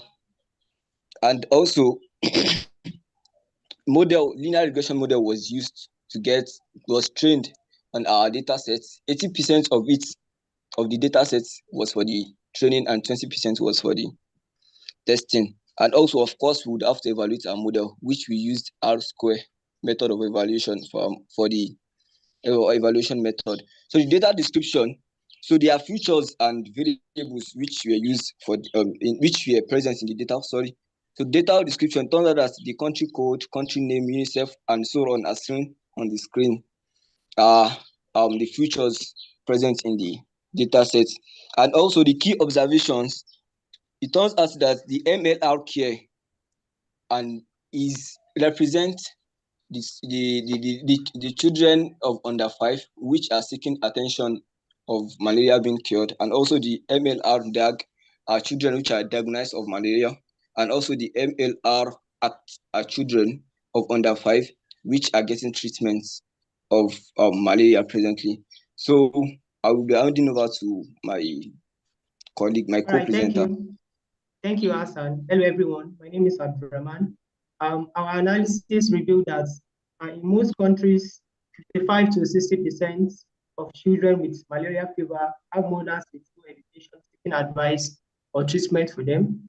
And this percentage increases with mothers' education levels. That is, mothers with primary or secondary and higher education are more likely to seek advice or treatment for their children. However, the mother's education level doesn't directly affect malaria diagnosis, nor does it directly affect anti-malaria treatments. Education level around 12 to 18% of children tested for malaria have mothers with no education level, primary education or secondary education. And similarly, around 1 to 15% of children receiving treatment have mothers across the education level. Talking about our model, insight from our model reveals that mothers' education level doesn't directly affect anti-malaria treatments. It's also let us understand that maternal education level has a significant impact on malaria rates. Using the coefficient of determination, we understand that mothers with no education have a very high positive correlation with malaria rate of 36.3, while mothers with primary education has a coefficient of 14.6, which is moderate, and mothers with secondary or higher education has have a coefficient of 10.6, indicating lower positive correlation. This coefficient demonstrates that the higher the mother's education level, the lower the malaria rates. So in conclusion, our analysis and model demonstrate that the maternal education is a critical factor in reducing malaria rates among children, especially children under 5 years. And our recommendation is as follows. Investing, we encourage, we hold government, we recommend for government to invest and encourage maternal education. Government should build more schools, especially in the rural areas, and also promote and provide access to healthcare centers. Thank you for listening. Wow, thank you so much, and thanks for sticking with time. We've not had that in a long while. So, Ayene, or is that good, Rich? Please, can you come up? Okay. And yeah, share your thoughts. Okay. You made some recommendations. So I would Yes. like to, I'm a little lost as to how your project has led to those recommendations. Okay. So, Our analysis revealed that maternal education has significant impact on malaria rates. That is, mothers that have high education know how to recommend and treat their children more than those that have no education. And we can see that from our distribution here, which shows that mothers with no education have about 60 to 55 to 60%, which increases for mothers with higher education and mothers with primary or secondary education. So using our model, we find out that at the coefficients, mothers with high primary higher education, their coefficient is low, thereby which indicates that the values are a unit increase in the values will actually decrease the rate of malaria rates. So therefore, we recommend for the government or non-profit organizations to encourage in maternal education specifically, and also build schools, especially in rural areas where they are mostly affected by these illness. okay, so there was no model deployment. Not at all. Our focus is just to understand, because that is the knowledge gap we have, and that is the focus of our projects, to understand the impact of maternal education on malaria rates. So we Okay. understand that our model can help us to understand the complex pattern in our data sets, and to understand the relationship much more better. And just in one line, please summarize this relationship that you discovered with me, please. Okay, the relationship is that percentage of children with mothers that have higher primary or higher education have lower malaria rate than those that have no education. Okay. So following from that, your recommendation is that the government should. Okay, I got it. Thank you. Okay. I mean, I don't have any further questions for you. All right. It would have been nice to see you take this further. What regions did you cover in this? Yeah, we covered UNICEF reporting regions such as Sub-Saharan Africa, the Middle East, and Southern American regions. Those are the regions that we covered. All right, so South Africa. I mean, that's what you said. South Africa and then South America. South American region, the Sub-Saharan African region, Middle East, and the area like India and Pakistan and Afghanistan. Okay. Yes, okay, I think that covers quite a wide range. It would like I said, it would be interesting to see to have seen you go deeper, maybe try to make this more focused on a particular region. All right. Oh, yeah. So that's kind of like what we would like to see if you were to do this again. But regardless, I think it's okay. Great work, great attempt. Well Thank you very done. much. Thank you. Thank you very much. Can stop sharing my screen, right? Yeah, you can stop sharing your Yes, screen. please stop sharing your screen. All right. Thank you so much, Model Monitor. I'll move on to OpenAI. Adesonya, Oluwaseun Michael, and Jibao Shah. Please. Hello, ma'am. Can you hear us?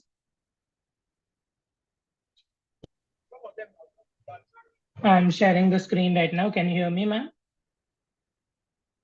Yes, Jibao, I can hear you. Okay. Thank you, ma'am. Hello, everyone. I'd like to welcome all the guests here. Today, we, the OpenAI group, are presenting on the topic Predictive Modeling of Electricity Access in Africa. This slide displays the group that has worked on this project. I'm Jeeval Shah, the project lead and presenter 1. Along with me, Michael is the assistant project lead and presenter 2. You can see the names of the query analyst and other active members listed on the slide. Moving on, we'll be discussing about a problem statement. The problem that this study addresses revolves around the persistent challenge of low electricity access in various African countries.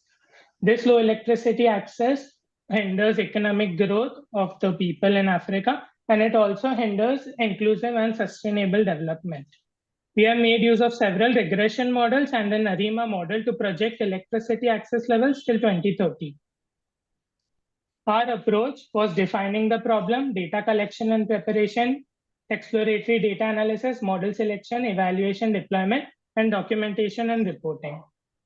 Dataset description. Our dataset consisted of 3 CSV files. The main file contains the country names and has different years as features to display electricity access in percentage terms in a given country for any given year.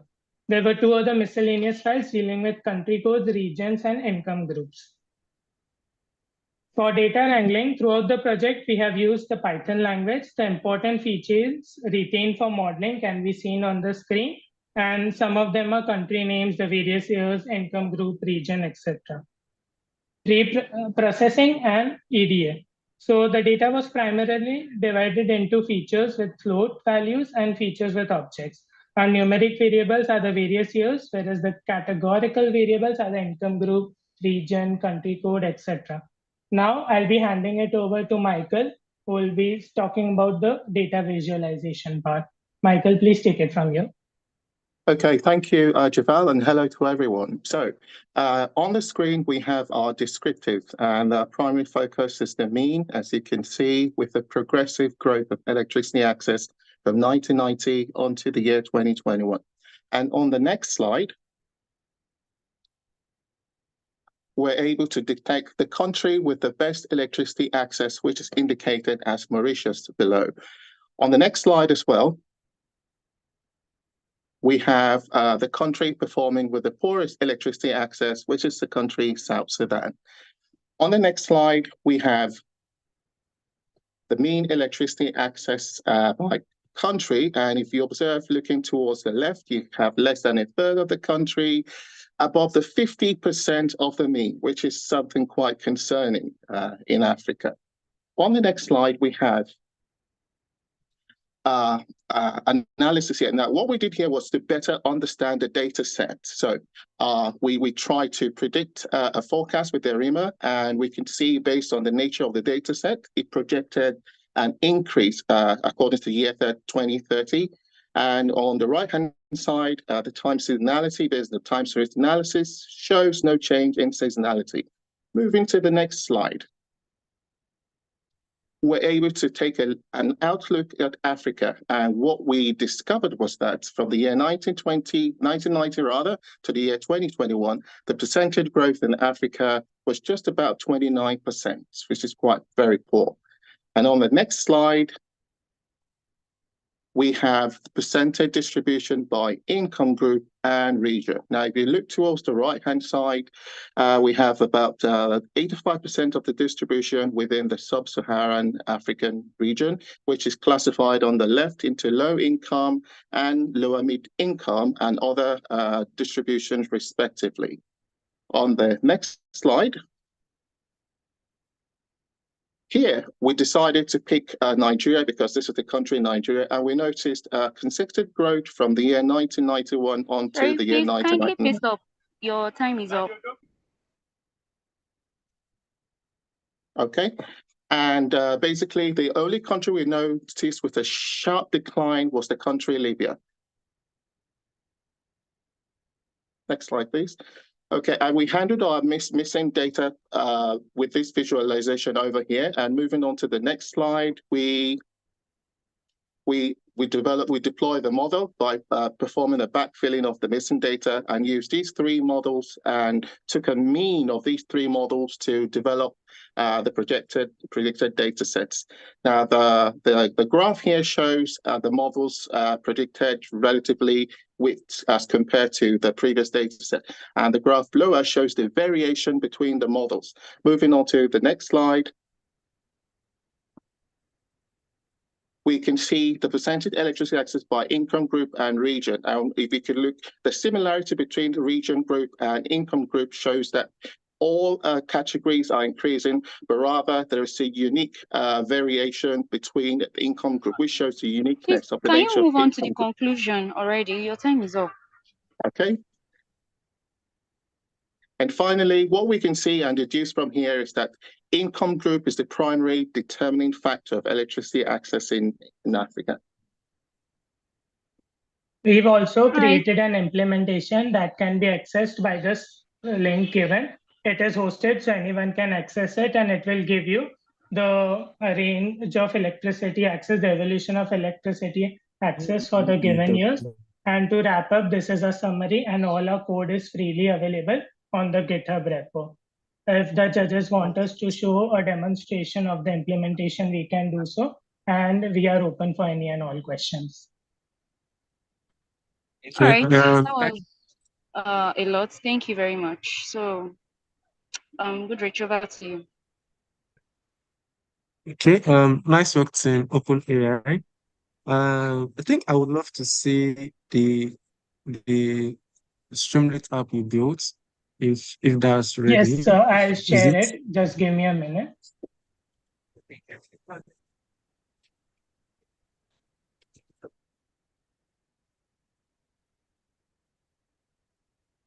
Hello, sir. Can you see it? So here we've got the choices of countries. So let's say I choose a few. Let's say 5 for the time being. Now the lowest found is 1990, which is the lowest year my data set has. We've used backfilling and others to fill in the missing values. Now we've made it to 2030. So the thing is, our data set only had till years 2021.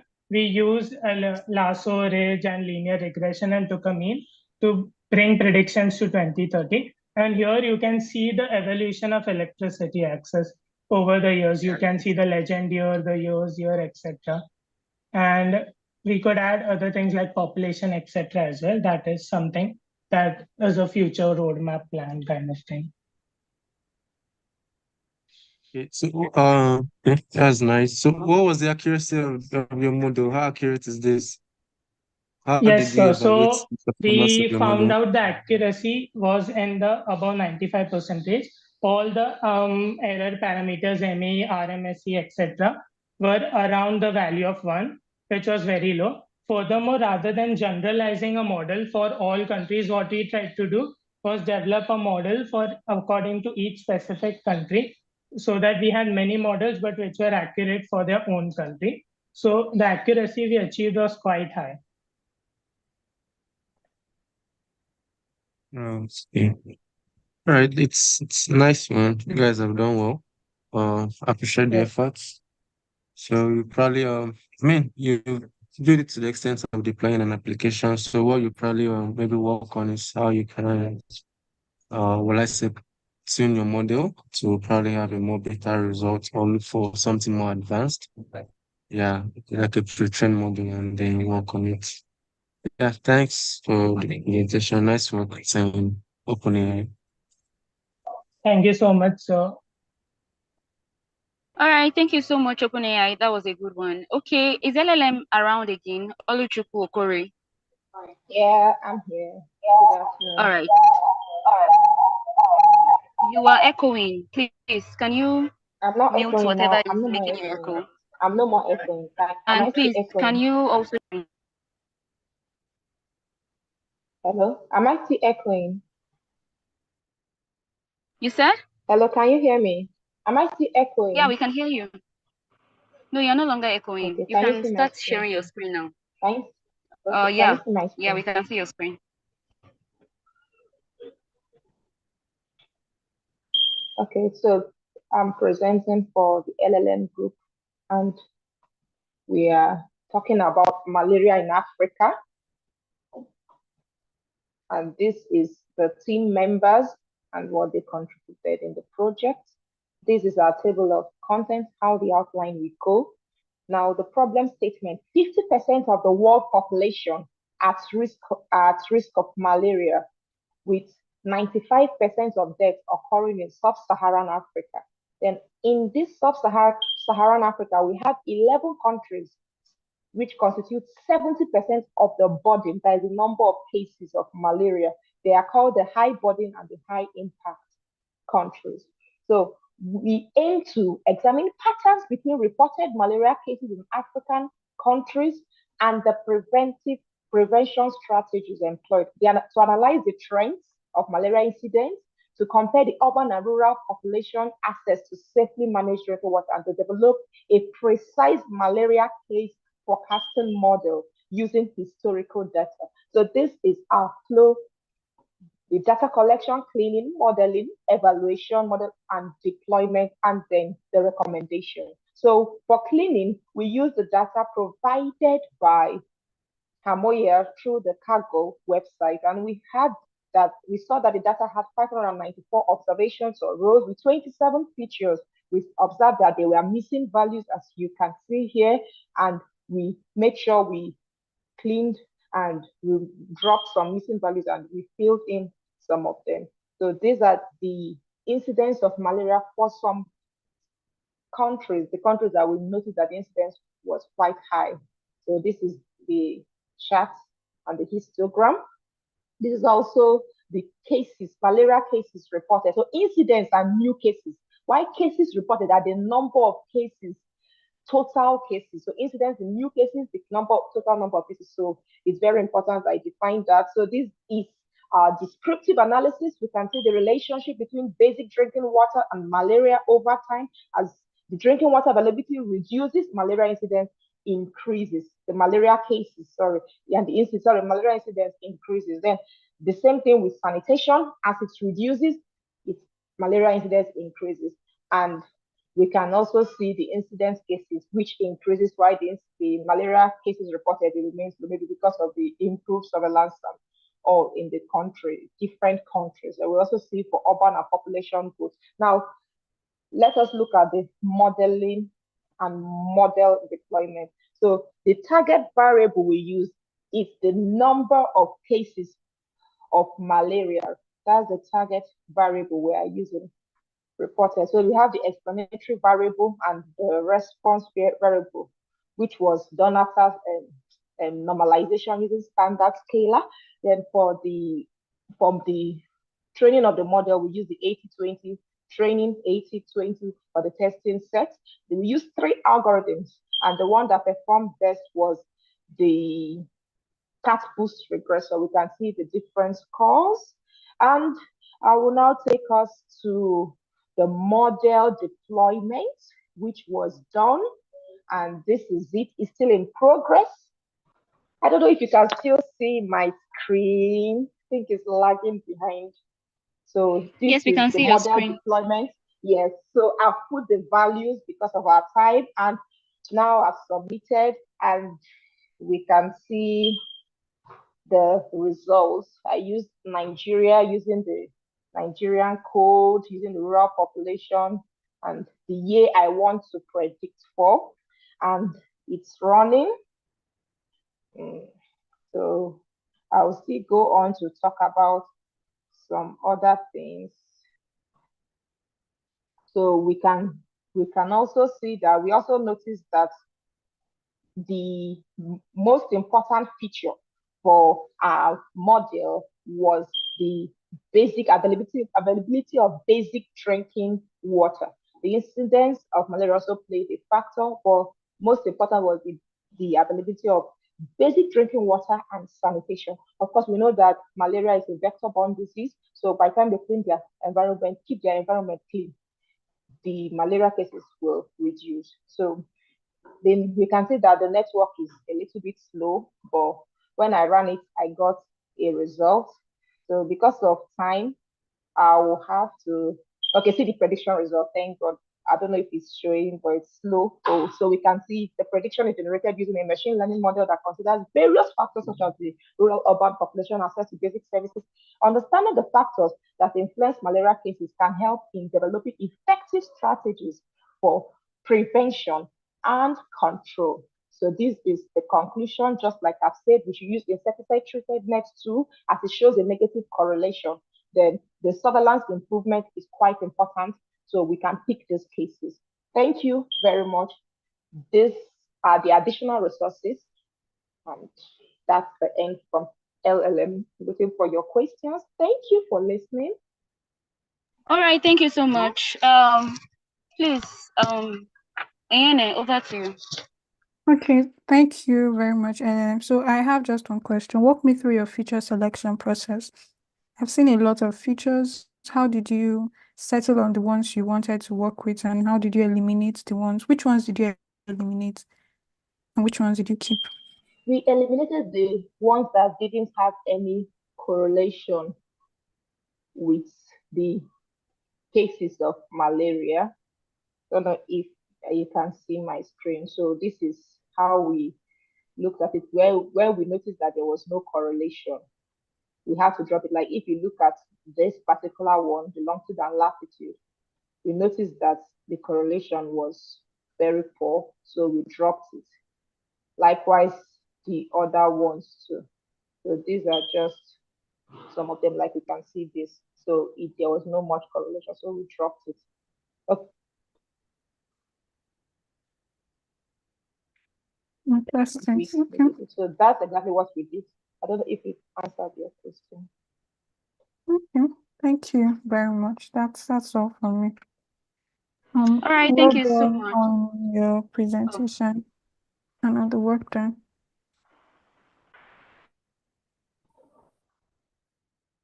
Yes, Will that be that's all, all from me. Ayane? Yes, thank you.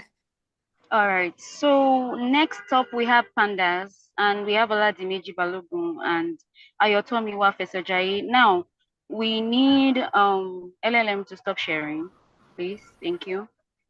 All right. All right. Pandas, can we Thanks, have everyone. you? Okay. Thank you. Yes, thanks, everyone. I'm Oladimeji from Team Pandas. Before my time starts counting, I would like to change my device. I've tried to join with my desktop device so that I can present everything I have. So I've tried to join now. Somebody should let me in from my desktop device. Hello, can you all hear me? All right.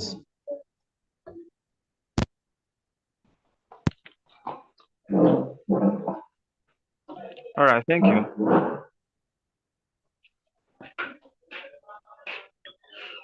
Your time has already started counting. I hope you know All that. So please get all on it right. as fast as possible. All right, thank you. So I'll be sharing my screen. Please confirm whether you can share my screen. Can you see me now?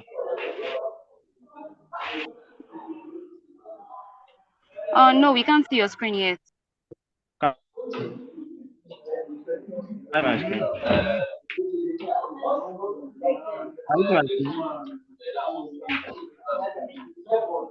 We can't see your Hello? screen yet. All right, can you see me? Yes, we can Hello? see your screen now. All We right, all can see right. your screen. So I'm from Team Pandas. I'll be John. So the problem statement is a time series modeling of government educational spending. So we were able to analyze the past spending of government on education for some years.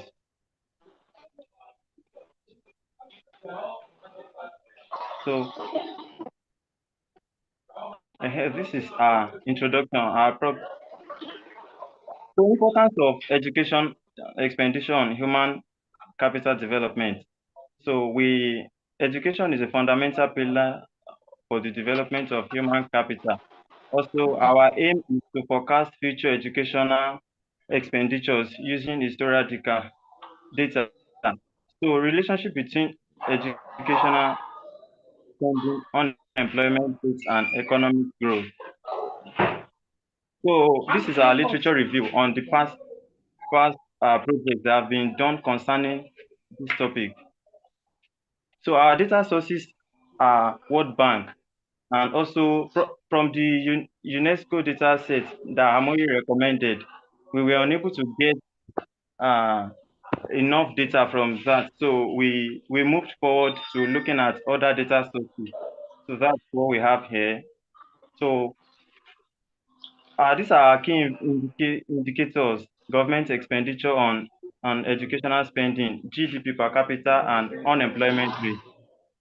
So our data cleaning process is removal of irrelevant data, also handling missing values, and transformation of the data into one that will fit properly into our series model.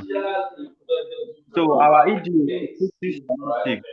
So the mean and median of expenditure and unemployment rate, GDP per capita for each country. We calculated the mean and median values of these indicators to summarize the central tendencies and distribution of the data. This helps in understanding the general trend. So we have some bar charts that shows the relationship. So these are bar charts. With each country, we were able to get how much each country spent on education. So that's what we have here. It turns out that we have Denmark. Denmark is on top of the list. Also, we have mean unemployment rate. Spain is on top of the list. And also, mean GDP per capita, we have Norway on top of the list. So we also made a seasonality analysis to show whether governmental cycles affect or flows with educational spending. So we achieved that with some seasonal plots below. So a 4-year seasonal plot for Spain, also a 4-year seasonal plot for Argentina, the same for Japan and Madagascar. So in our analysis, we got that there is no seasonality in how the government spends. Each governmental cycles spend on education. So that's what we got. Also, we did EDA with trend analysis, which we got below. So over the years, this is what we got for Spain. The percentage of their GDP that is allotted to education. So this is it. The blue point is the actual values of the percentages, while the orange point is the smoothing form of the trend we are trying to show. All right, guys, your time is up. Please, you might want to step on it. Thank you. All right. So we have our external events that is affecting our prediction. Also, we have a model, a TensorFlow that predicts for the percentage GDP. Also, we have a forecasting application which I would like to show. So this is our forecasting application. So I would like to share that now. Share. I'm coming. So this is our forecasting application. So for each country, let's say we want to forecast for Argentina. We pick Argentina here. Also, we select for how long we want to how long we want to predict forward. So let's say 6 or 4. So let's click this button.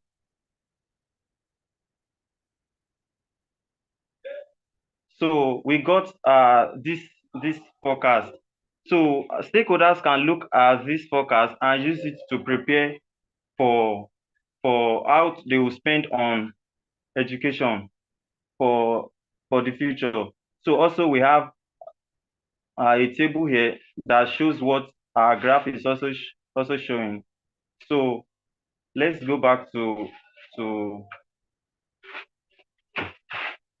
Please, you don't have time to be going back. Just conclude and end it. all Your right, time is all up. right, Thank you. all right. This is our conclusion. So policymakers should use our predictive models to make informed decisions about educational funding. Also utilize, we've said that, specific interventions such as increasing funding for under-resourced schools and improving teacher training programs can significantly enhance educational outcomes. So the findings underscore the critical role of strategic investment in education for fostering educational growth by enhancing human capital. Education expenditure help reduce unemployment and boost national productivity. So thank you. Yeah. Okay. I think I'm next. Yeah. Thank you, Yes, Team you are. Pandas. That I saw the app you presented, and it looks like the prediction seems to be working fine. So yeah, just one question: what model did you use again, and how did you evaluate the model? What was the performance scores? How did you? Yes. All right. We use the TensorFlow. We use TensorFlow, a deep learning, an artificial neural network. Yes, with 3 levels, which is 3-level deep. So we use mean squared error as a loss function, and we were able to achieve 0.1 to 0.3 error or loss. Okay, so in other words, accuracy is like it's on the 0.9 range. Yes, our accuracy is around 0.8. 0.8. Oh, okay. All right. I think that's from my end. Your nice presentation. Your application has shown that your model is probably working fine. But Thank you. You can do further analysis to maybe work with external data to see how it works on external data. Sir. All right, thank you. Thank you. All right, I have a question. The moderator. Yeah, I can hear you, Jason. May I leave the meeting very soon because I have an exam. Yes, by all means, you may. Thank you very much. Yes, ma'am. Can we have the next team, please? Power BI, Monsurat Afolabi. Thank you. Please come up.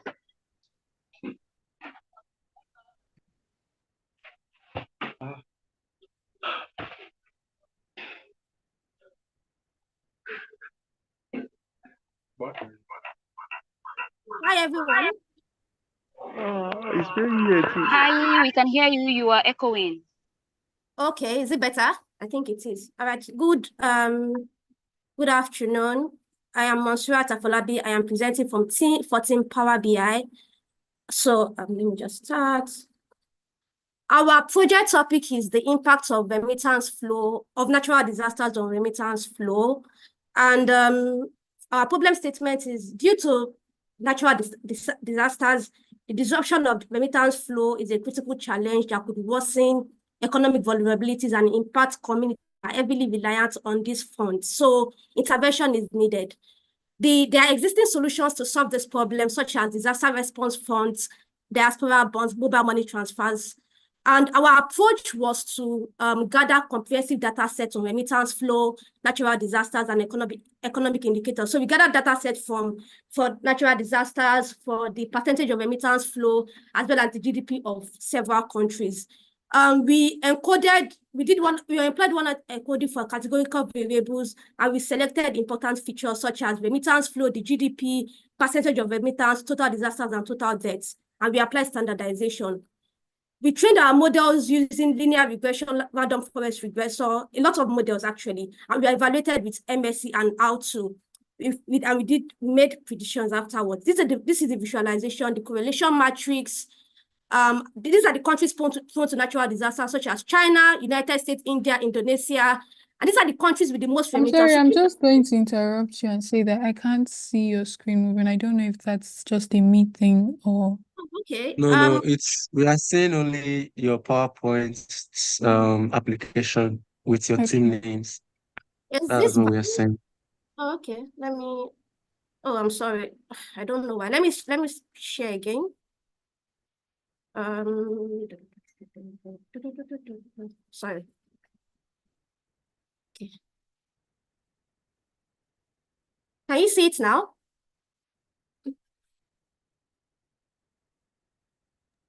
Yeah, I can see. Okay, Monserrat, we can see your screen, but it wasn't leaving a particular spot. That was the issue, but now you're moving it past that particular point.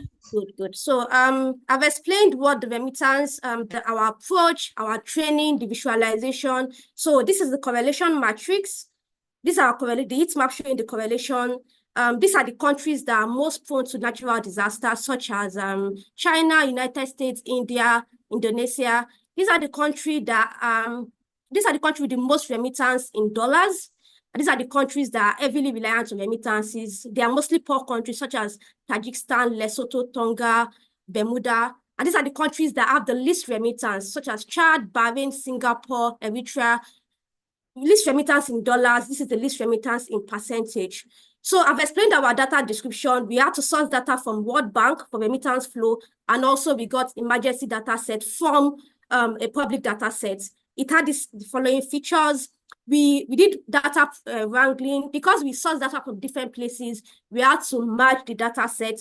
We had to merge the data set for the remittance, the one we got from the World Bank, and we had to merge it with the public data sets. We cleaned our data and we standardized it. So after standardizing, we trained several models such as linear regression, random forest, elastic net decision tree, and we generated future remittance flow for 2023 and several years. Anyway, this is a slide showing our models: linear regression, random forest, support vector, decision tree, elastic net.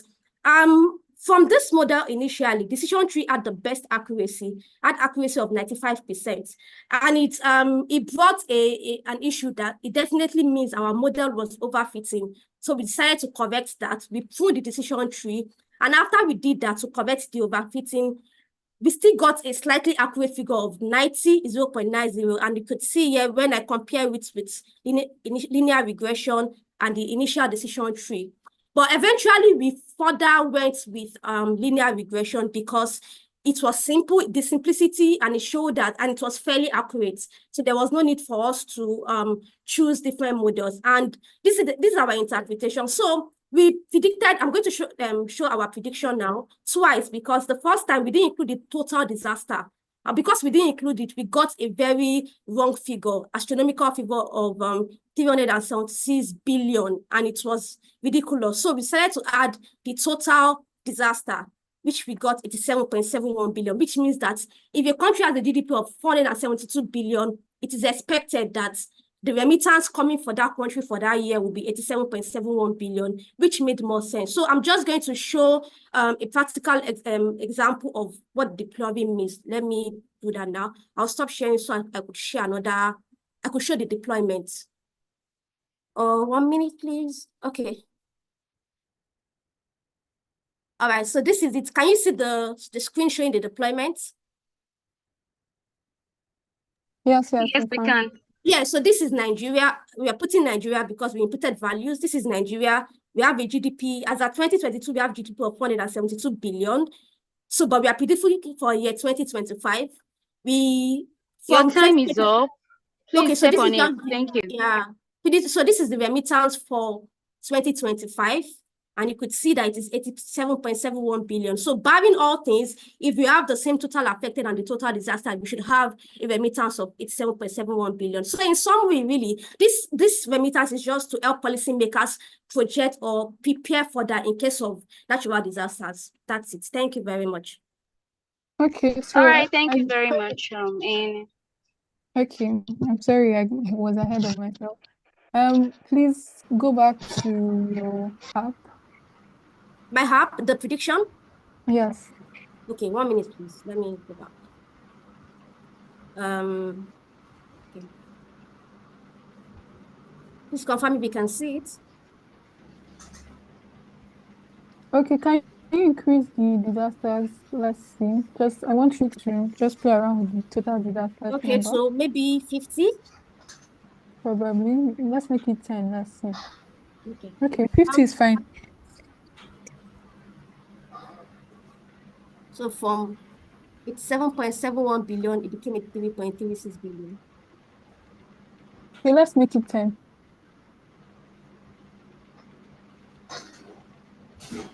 7.23 billion. Okay. The difference doesn't looks okay to me, but I would expect a lot more difference in the remittance, like predicted remittance, considering like the increase in disasters. But I'm guessing that how did you select your features and how did they do in terms of like contribution to the model?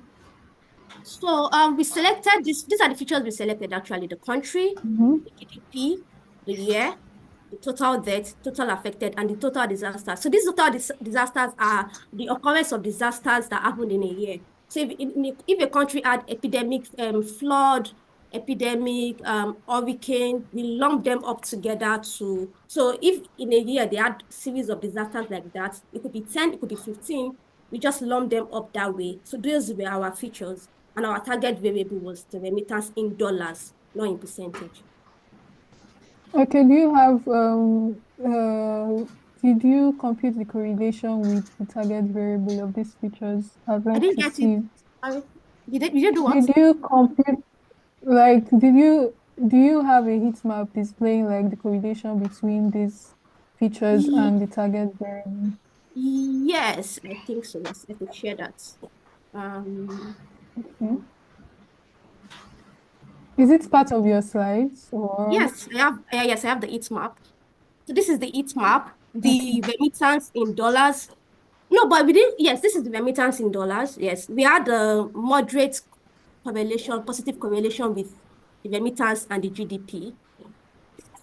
The GDP of the country, which is expected because the remittance is gotten from the GDP of the country for the total disaster. So in all, we just had moderate positive correlation, honestly.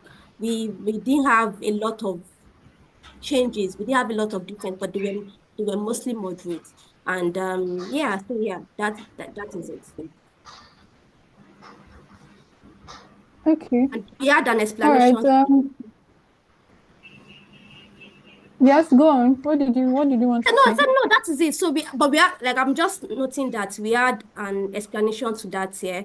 There was also correlation between the remittance and the total affected, but there was a stronger correlation between remittance and the total disaster type. And that was why when we did our initial prediction without adding the total disaster type, it threw off our model, we got very wrong figures. But when we added the total disaster type, then we got fairly accurate figures.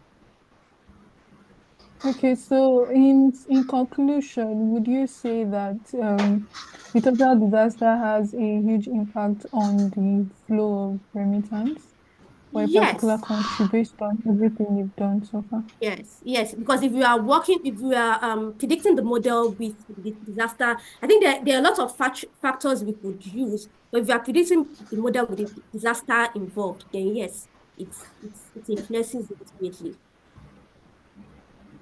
Okay, thank you. Thank you very much. That's all from me. Well, all thank you. right, thank you so much. Team Power BI, that was cool. Pi script, please from now on, let everybody stick to the 5 minutes mark. We do not have a lot of time left. Okay, PyScript, we have Ugwagie.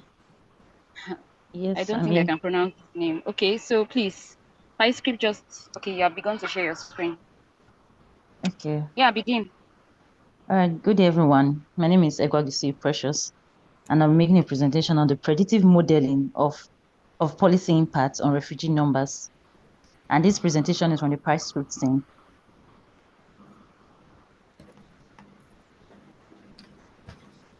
Okay, so these are the numbers of persons that contributed to the project. So over the years, humanitarian displacement has actually been increasing. As of 2019, we got information or from the research, realized that 80 million persons has been displaced. And as of 2021, it rose to 95 million persons.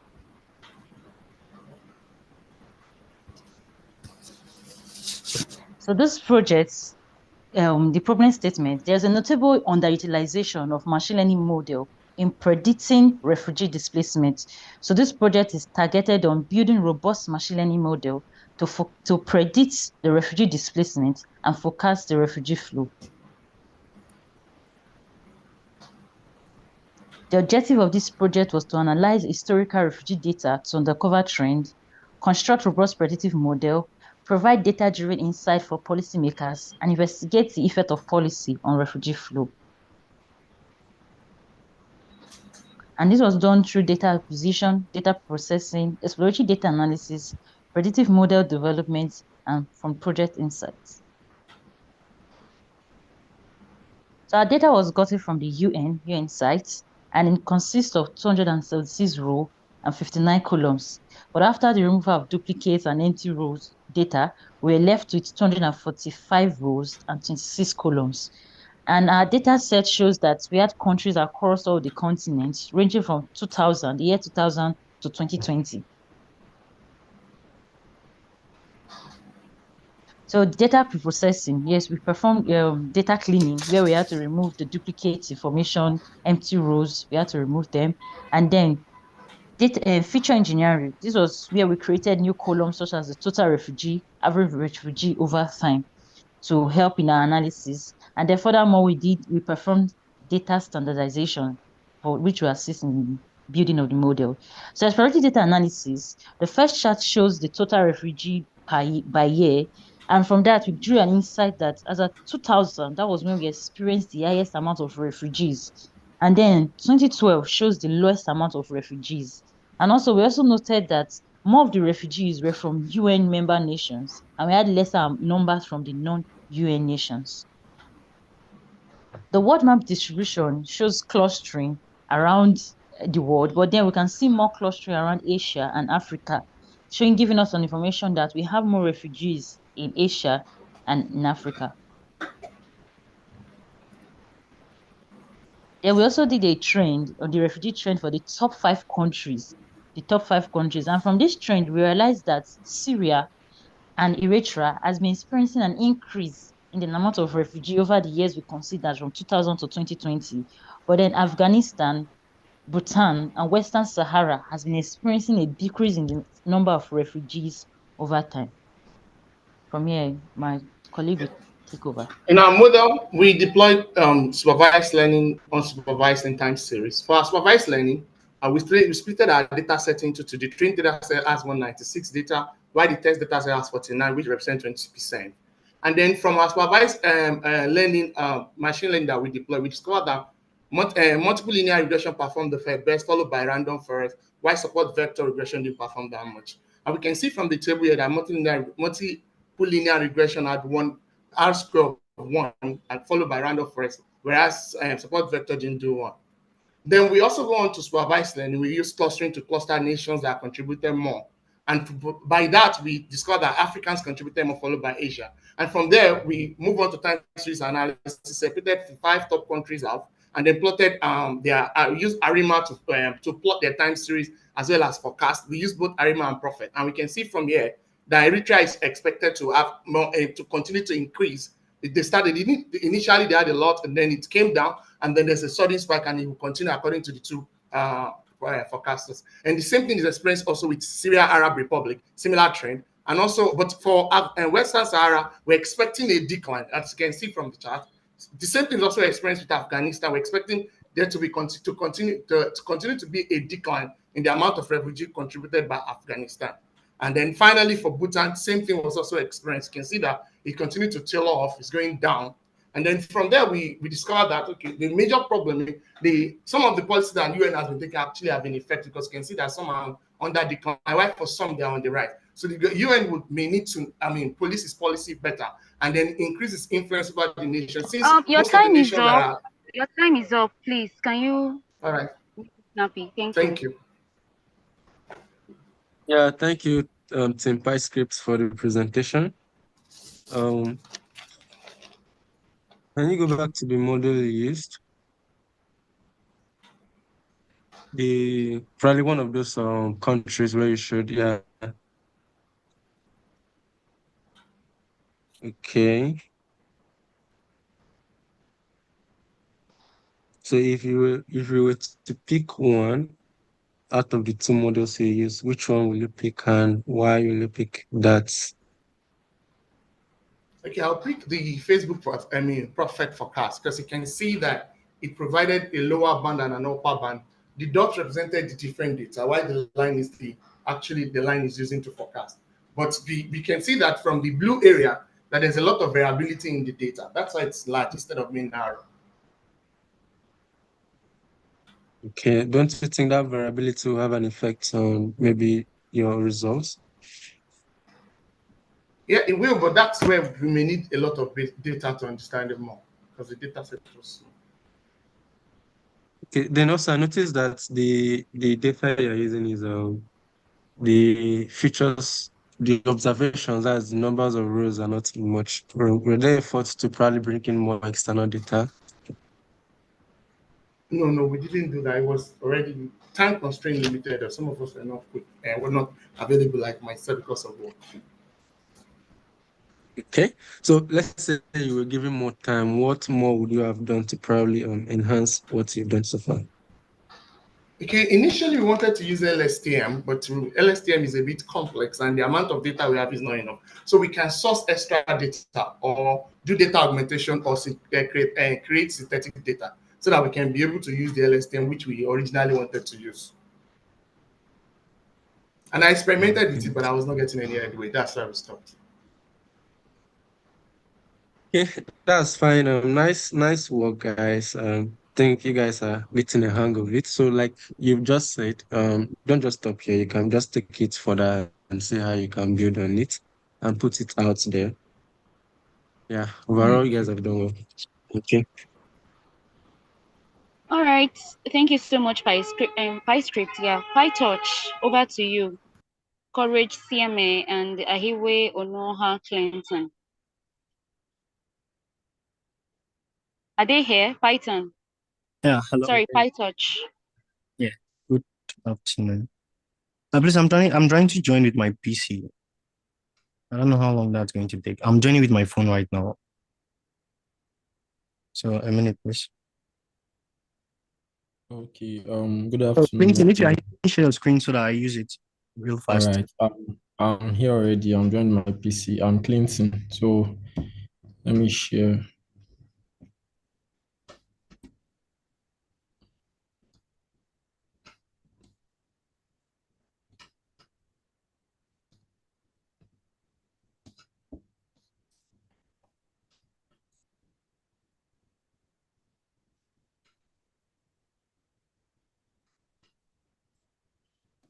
Sorry, hold on.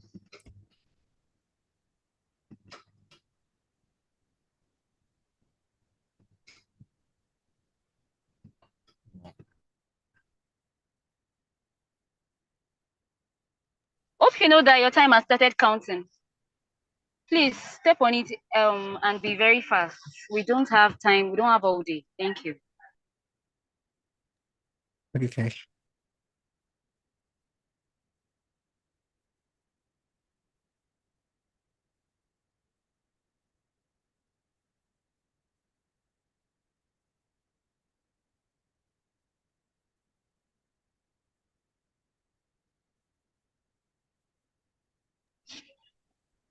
PyTouch, if you're not ready, we can come back to you.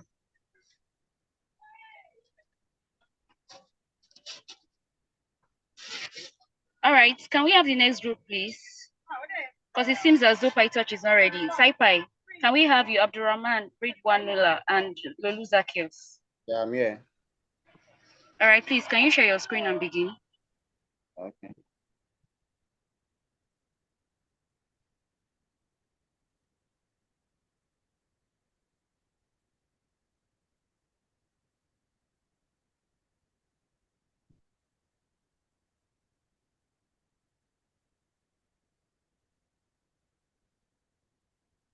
Okay. Sorry, please hold on. Okay, so our topic is forecasting scholarship aid based on regional needs. And these are a list of our team members. So I'm presenting today. My name is Lolu Zakios. So our product estimate is based on how scholarship resources are not effectively distributed to the regions that need it. And this may cause inefficiency in actually allocating resources. So by developing a forecasting model, a prediction model, we can improve how scholarship programs can target and effectively disburse resources that are where they are most needed. So some studies have worked on this. Is a particular study in Nigeria worked on using NITA data to how they determine how scholarship can be disbursed in Nigeria using NITDA data. And the other results worked on a US university. So this is our approach. We got data from the UNESCO Institute of Statistics. Then data was preprocessed. Then feature engineering was carried out. Then we developed several models. Then we performed prediction on the scholarship status. Then we did the performance evaluation of each model. Our data was sourced from UNESCO Institute of Statistics, and it includes some SDG4 indicators ranging from countries within 10 years, that is from 2013 to 2023. Some of the features of the data set includes the government expenditure on education, educational attainment, tertiary enrollment rates, completion rates in secondary school, and volume of scholarship assistance received. So in our data processing, we worked with handling missing data, removing outliers, feature selection, feature engineering, standardization, and ensuring data quality. Then in explaining our data, we worked on developing peer plots, box plots, histograms of enrollment percentage, and so on, and pie chart of average government spending. In our model, when we initially built our model, we used 10 features in training the model, and these are the results we're using 10 features. But after we did feature selection and select K-based algorithm, we were able to get the best 6 features. So using 10 features in training, we were able to get an accuracy and F1 score of this as shown in the table. The naive Bayes model and the logistic regression model were the best in this category. And the sensitivity of the SVM models were 94.7%, while the F1 score was between 78% and 80%.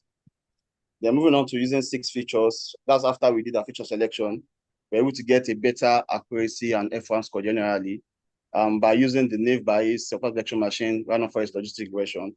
So initially, after training with 6 features, we also thought of using cross validation to improve the performance of some of the models. So we tuned the naive Bayes and SVM, and this gives us a better F1 score and accuracy. So we're able to get like 8% increase in the F1 score, and also a 6% increase in the accuracy in both the naive Bayes and the SVM tuned model. So this confusion metrics of the naive Bayes model with 6 features and naive Bayes model tuned, that is when we did the cross validation on the naive Bayes. So these are the 2 results for the naive Bayes. These are the optimal models we got, basically. So observation, we observed that some of the important features that can actually help scholarship programs or people that disburse this kind of scholarships can help them make a better prediction. That is, we got some features that can actually help the scholarship boards to determine. And some of the features will include the government expenditure, the GDP, the adult literacy rate, and also the volume of scholarships that have been disbursed previously.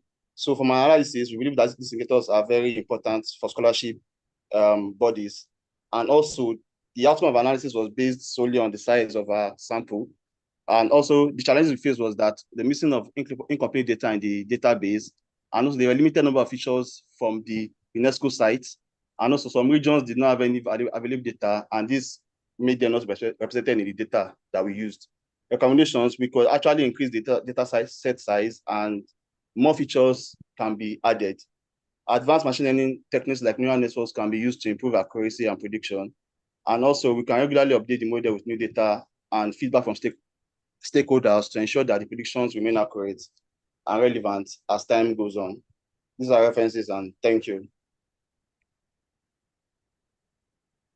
All right, thank you so much. Can we have the Oh, sorry, let me share it again. Okay, Yeah. yeah, do that, please. Okay. Okay, so what was the core goal of your work? What was the core was to determine where scholarship actually needed. Is it actually required for this region or a country, or is dispensable? So that's how we categorized it. Sorry, come again. The scholarship need for a region or a country, that's our goal, to predict where the scholarship actually needed. That is it required in this region or is it dispensable? What from your data set, what were the features? What was the target variable? Okay, we had the target was the scholarship status, and in that two categories, required and dispensable.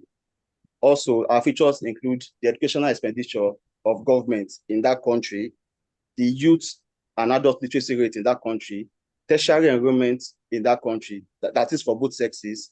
It also includes the educational attainment of that region, that is bachelor's degree and higher in that region or country, and also completion rates in secondary school and primary school. Those are some of the features that we had in our data sets. Okay, I'm really just trying to understand the project, like the intention and then the end goal. So, okay. Who do you think this project is useful to? Policymakers and scholarship bodies. So okay. we identified some features that can help them to make better decisions for disbursing scholarships. Basically, that's it. Okay. I'm sorry, I'm going to ask again. And these features were? Okay. The one I said before was not the features. So the features we chose were the best 6 that gave us the best accuracy. So one of them is the government expenditure per GDP of the country. Then also the educational attainment of each country that is in a region, that is in the country now, what is the percentage of attainments they have, that is bachelor's degree and higher. Also, we use the youth and adult literacy rates of the country. So those are some of the features that we're choosing that can actually help the scholarship bodies and policymakers. You said 6, you mentioned 3. Can you mention the other 3 too, please? Okay. Also, tertiary enrollment, and also we used the volume of scholarships in that has been disbursed to the region before. And the last was education expenditure of the government in their budgets. That is how much is allocated for educational needs in their budget per country and per year. Okay. Yeah. Okay. Do you think there are additional features that you could have included in your work, right, that would have been useful to getting a better outcome with your model? Or in yes, general? I think so. Okay, yeah, So yes, I think so, because I mentioned in my okay, so because of the data set we use from the website, so we believe that some other features like that are up to date, because some of the features from some of the data from the data sets from the database was absent. So if you can get more updated features, like how that points to scholarship indication, for example, let's say the country's rate of graduation, that is per year, not that people that are in the university. The only completion rate we have was completion rate for primary school and secondary school, but we needed completion rate for tertiary institution also. It's also helped to disburse scholarship, because scholarship are mostly focused on postgraduate studies. So yeah. Okay. All right. So I don't have any other questions. Thank you for your work. No. Thank you. All right, thank you so much. That was cool, sci-fi. Now, can we have PyTouch? Are they ready for us? Clinton and Courage, are you guys ready? Yeah, we are ready. All right, please share your screen. Take it away. Your time starts now.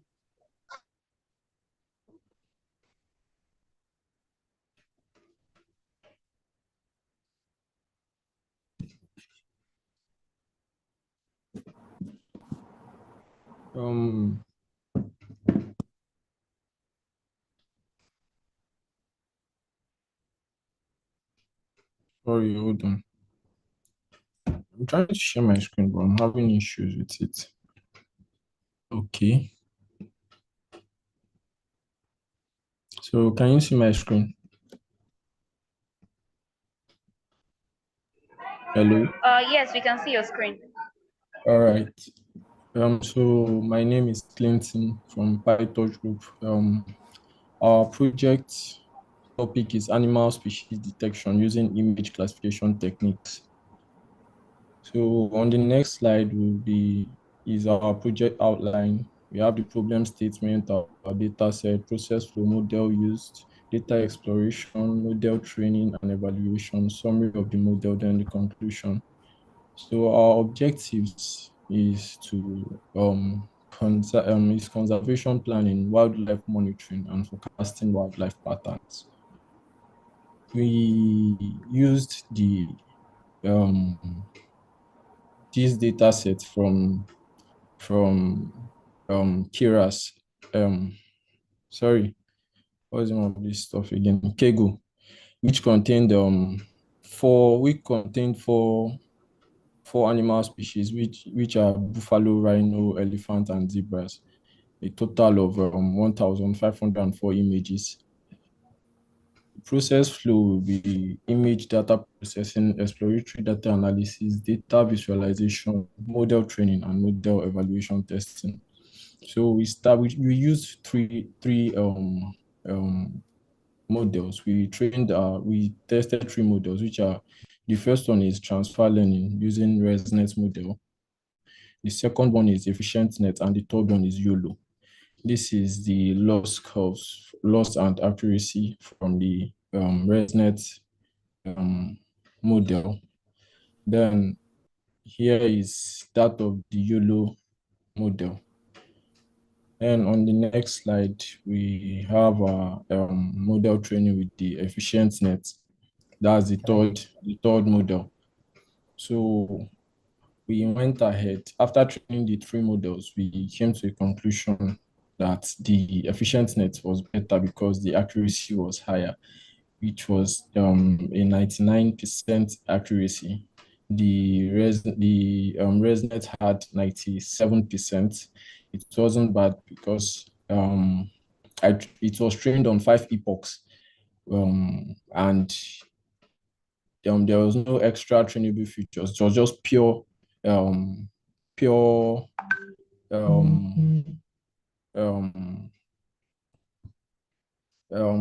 transfer learning. So on that note, I will let my partner, Courage, to explain more on the model. Okay, thank you very much. Can you go back to the model, the efficient net?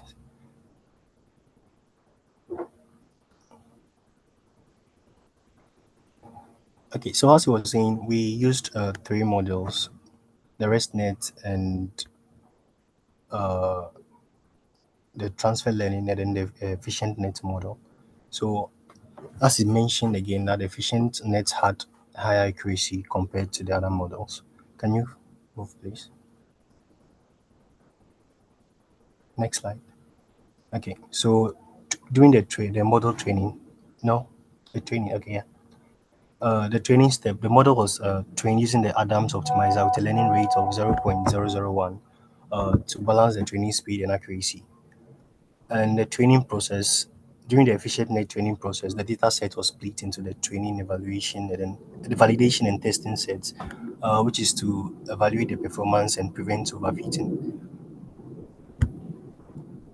Also, training involved multiple epochs with checkpoints to save the model. But when we're using the efficient net model, our session crashed due to the number of epochs we're using, and we had to reduce the batch size and then try maintaining that session for the prediction.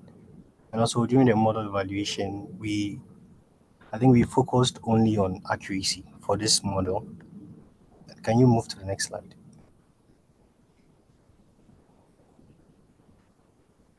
Okay, so guys, your time is up. Please, you need to move at a neck-breaking speed now. Thank you. Okay. Okay, so All the right. model evaluation. Are you guys done? No. When you got to the hello? Yeah, we can Okay, hear so you. the I model. can hear you. Oh, I thought it's my network. So the model evaluation, the model was trained and fine-tuned using the efficient NetV2 variant architecture on a data set of animal images. And the model's performance was evaluated based on its accuracy on both validation and test sets. So during the training, we trained. Clinton, can you move to the graph? The efficientness, loss, and then accuracy. Okay, so this is the previous one. Okay, so this is a graph or a plot for the loss and accuracy. So the training process was successful, which is the efficient net model, and the model's performance on the training data, which is the accuracy and loss, is improving over the epochs as seen in the graph. And the performance on the evaluation Please, data, can which is you the move val to the loss. conclusion now? You're taking over Okay, another team's time already. Thank you. okay. Can you move to the conclusion, please? Okay, so the model. Okay, so this project was successful, and we were able to develop a robust and efficient deep learning model for the animal species classification. We were not able to actually deploy the model, but we did have a part where we test for accuracy and then the classifications of the various species. So I think that's the end of the project. Thank you. All right. Thank you. It's in PyTouch, right? Yeah. Yeah. Thank you for your presentation. Okay, I think I have one question. Why this is classification, right? So why do you choose to work with accuracy, or don't you think recall would be the next the right metrics to look at in this kind of analysis, or yeah, in this kind of prediction? Uh, yes, yes.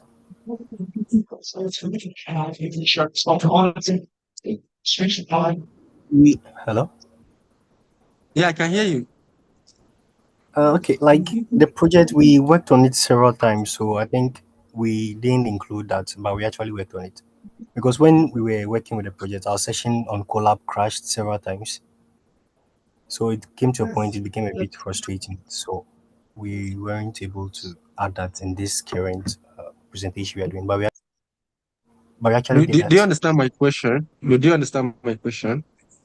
I'm talking about the Yeah, you said we evaluation, are doing right? a, you said we are doing a classification model, and why did we use accuracy instead of the precision core? Not like you can't use accuracy, right? I'm not trying to dispute the fact that you use accuracy, but you know that there are some classifications that recall would be the right, the right metrics to look at. So you know that okay, it has the ability to detect something rather than maybe it's just predicting the right one or wrong one. That's just what I'm trying to emphasize on.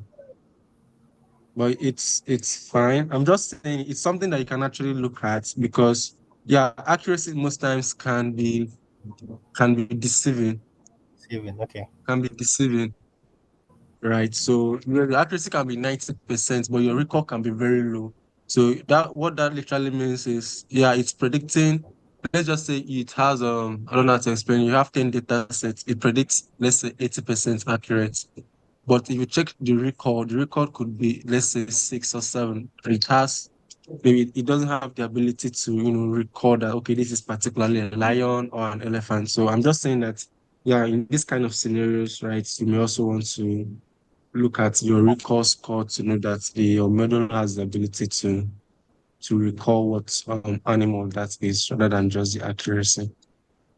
Okay, thank you very much for the advice. All right, I think that's just it on my end. Thanks for the presentation. Thank you. You're welcome.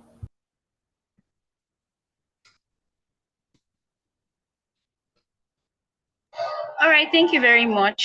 Thank you so much, Pi Torch. Okay, can we have Seldon Core, Adetayo Praise, Oluwashikemi, and Chukwe Ebuka Obi? Good afternoon, everyone. I'm Praise Adetayo, and my co-presenter will be sharing a screen. Kindly give us a second.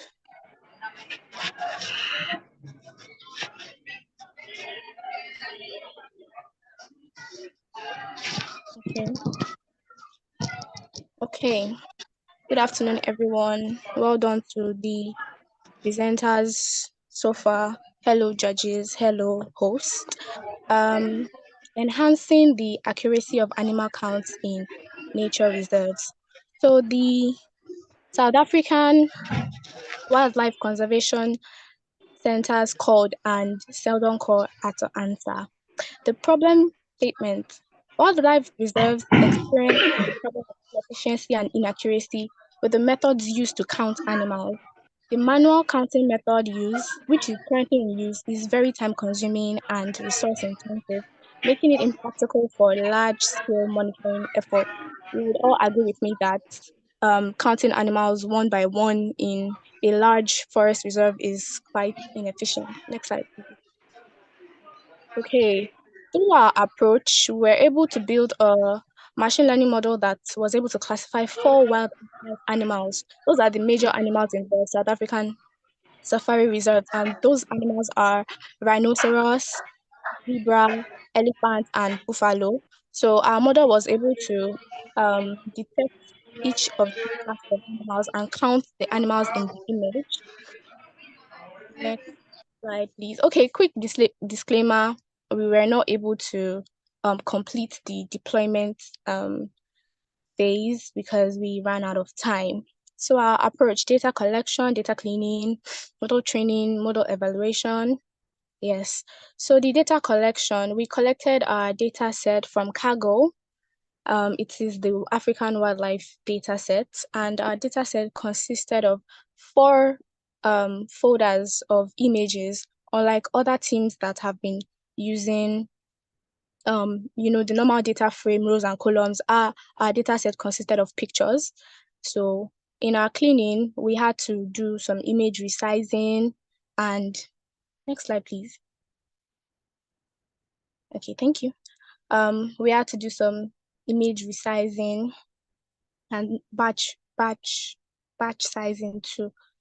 So my colleague would take it up from where I stopped.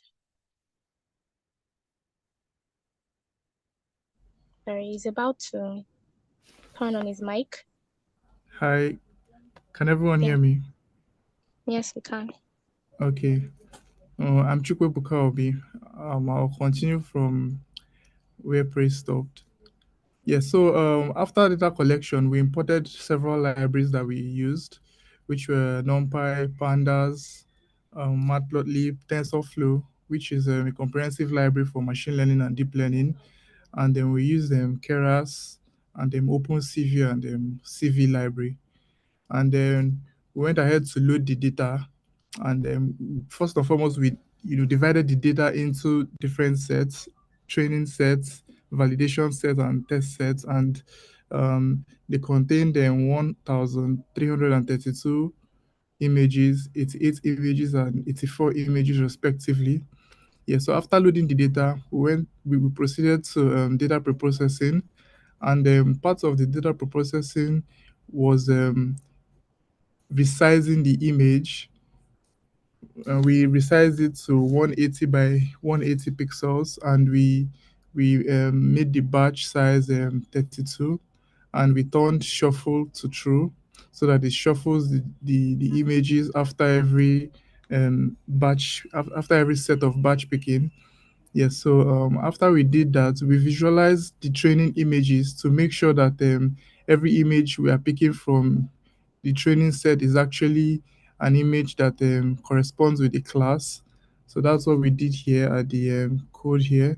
So after that, we proceeded to model development, and during the course of this model development, we tried several neural network models, and we came to the conclusion that convolutional neural network, was the best fit because it has the ability to efficiently capture and process spatial hierarchies. By spatial hierarchies, I mean the width and the length of the images. And CNN also has the ability to detect objects regardless of their position in the image. And this property is really vital for wildlife monitoring. And the CNN had various layers. Your It time had, is up. okay, let me Kindly just make round it it. snappy and just go to the All right. conclusion, please. Thank All you. right. All right. Yeah. So after that, we proceeded to model compilation, and we used the Adam optimizer, and then we used the accuracy metrics, and then we proceeded to training the model, and then here this is the training and validation results, and then we got the training accuracy of 99% and the validation accuracy of 70%. And this is a plot that shows how well the model learns from the training data and also the validation data. We set the epoch at 10 also, and this is a plot showing how well the model learns from the training data. And the validation accuracy initially increases. Please, can you go to the conclusion? Time is up. Okay. So at the end, we tested several images to evaluate the accuracy of the model, and it gave us an accuracy of 99% on one of the test images. So in conclusion, the project addresses the need for efficiently and accurately counting animals in South Africa nature reserves by leveraging machine learning and computer vision techniques. We provided a valuable tool for wildlife researchers and conservationists to monitor animal population and access ecological health effectively. Thank you very much. All right, thank you so much. And Okay, so the test data set that you worked with, how did you source for this? How did you, yeah, how did you Yes, get so, it? so earlier on I said we divided the entire data into train data, validation, and test data. So this test image was gotten from the test sets that we segmented. So we just picked a random image, and we just asked the model to evaluate the animal in the picture. And we also did with several images, but because I didn't want the slide to be so long, I just added one image here, and it gave an accuracy of 99%, telling us that it's a buffalo and it's just one animal in the picture. Yeah, it would have been nice to know on an average, like the accuracy rate for like the several images as opposed to like a single image that you tested, right? That would Yes, have been something I yes, would I have been agree with you. interested in seeing. I tried that earlier, but the slide was becoming so long. But I agree with you. Okay, so I think this is a really great work. Thank you. One thing that I would have loved to see, unfortunately, you made a disclaimer at the beginning. I was looking forward to the model deployment, but that's Yes, it's okay. our team we are currently working on the model deployments. Yes, we are currently working on it. It's just unfortunate that we're not able to finish before now, but yeah. Okay, so I would say that that's one way to expand on this, deploy this and share it so that we get to test it out as well. All right, Other than that, definitely. I think this is really great work. Well done, Thank you. guys. All right, thank you so much. Thank you so much. All right, well done, guys. Your work has been proclaimed great. Okay, storyboard, you're on next, and we need to have Prosperity Ugwama and Samuel Ayodeji here right now. Yeah. Yeah. Good day, everyone. I'm Sam Ayodeji. Okay. We are a member of our story data group. I'll be presenting presenting topics: pneumonia detection from X-ray data. Pneumonia is an inflammatory disease that is being caused by fungi, viruses, and bacteria. The symptoms are cough, fever, as shown in the slides. According to the World Health Organization, pneumonia accounted for 14% of the death rate of children, as they are the most susceptible population or to pneumonia infection, and children and adults of age of 65 and above. Okay, our mo- okay our work our work provide an extent of replacing the traditional method of diagnosing X-ray data instead of using the manual by pathologists. So uh, our model build on the pre-trained models of ResNet. ResNet. Okay, the uniqueness of our works are the transferability, interability, and scalability. Given that the number of earth workers in the susceptible regions, which are the South Asians and Sub-Saharan Africans, we have a low level of earth workers there, and our model will be able to augment, will be able to assist in diagnosing X-ray data, and we do that by providing a user-friendly interface, which will help in diagnosing X-ray data. So I would like my colleagues will take on from this. Thanks. Okay, our methodology was that we used the pneumonia data set from Cargo, and then we split it into train test and validation set. So the total number of images is 5,856, categorized as either containing pneumonia or normal.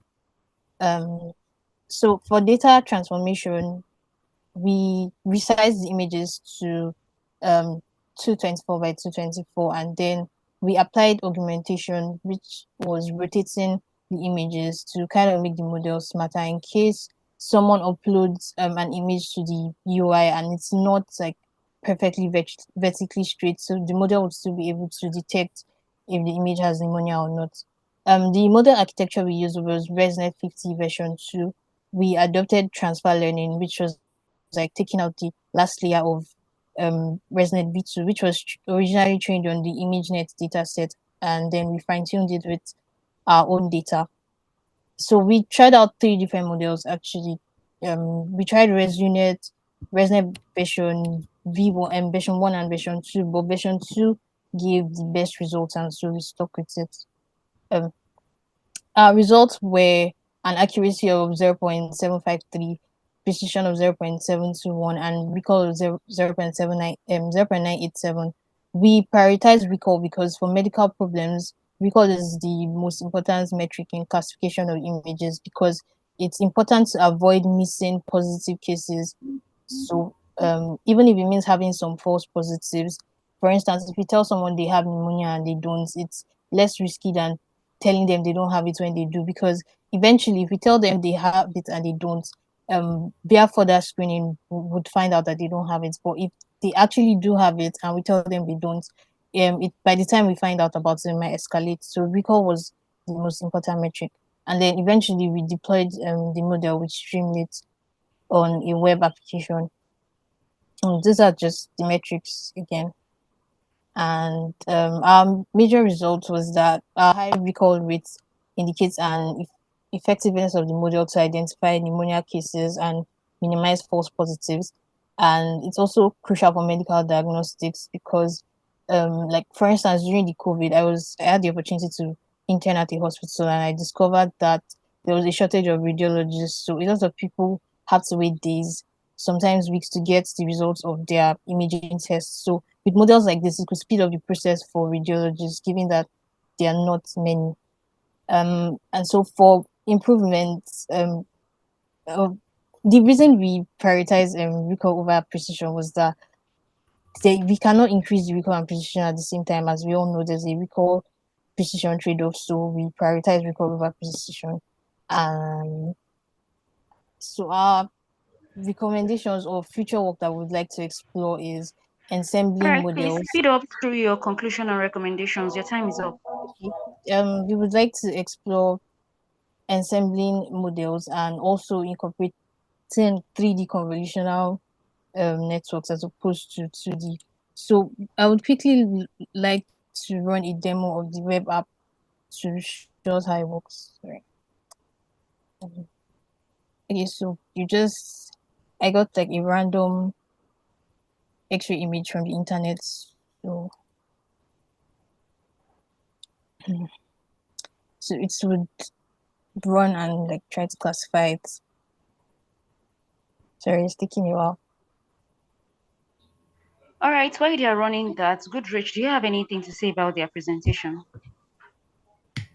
Yeah, I think I'll just need to see the results from the app.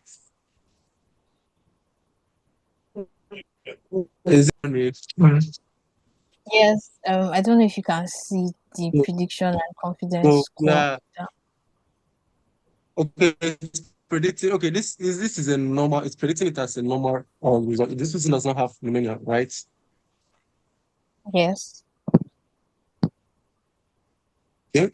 Yeah, I like the fact that you guys prioritize the recall score because it's a very vital important metric when you are trying to work with the medical industry.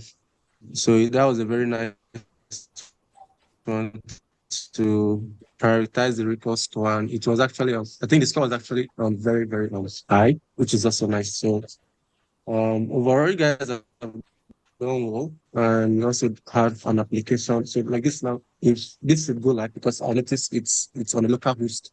So if we can probably see a way to deploy this live on the Streamlit website that someone can make use of it, and yeah, also probably train it more on seeing data, like external data to enhance the model. And yeah, it's a nice one, guys. Thank you.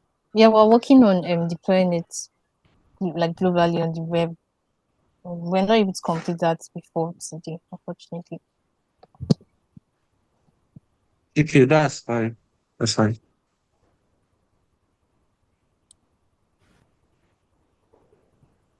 All right, thank you so much, Storyboard.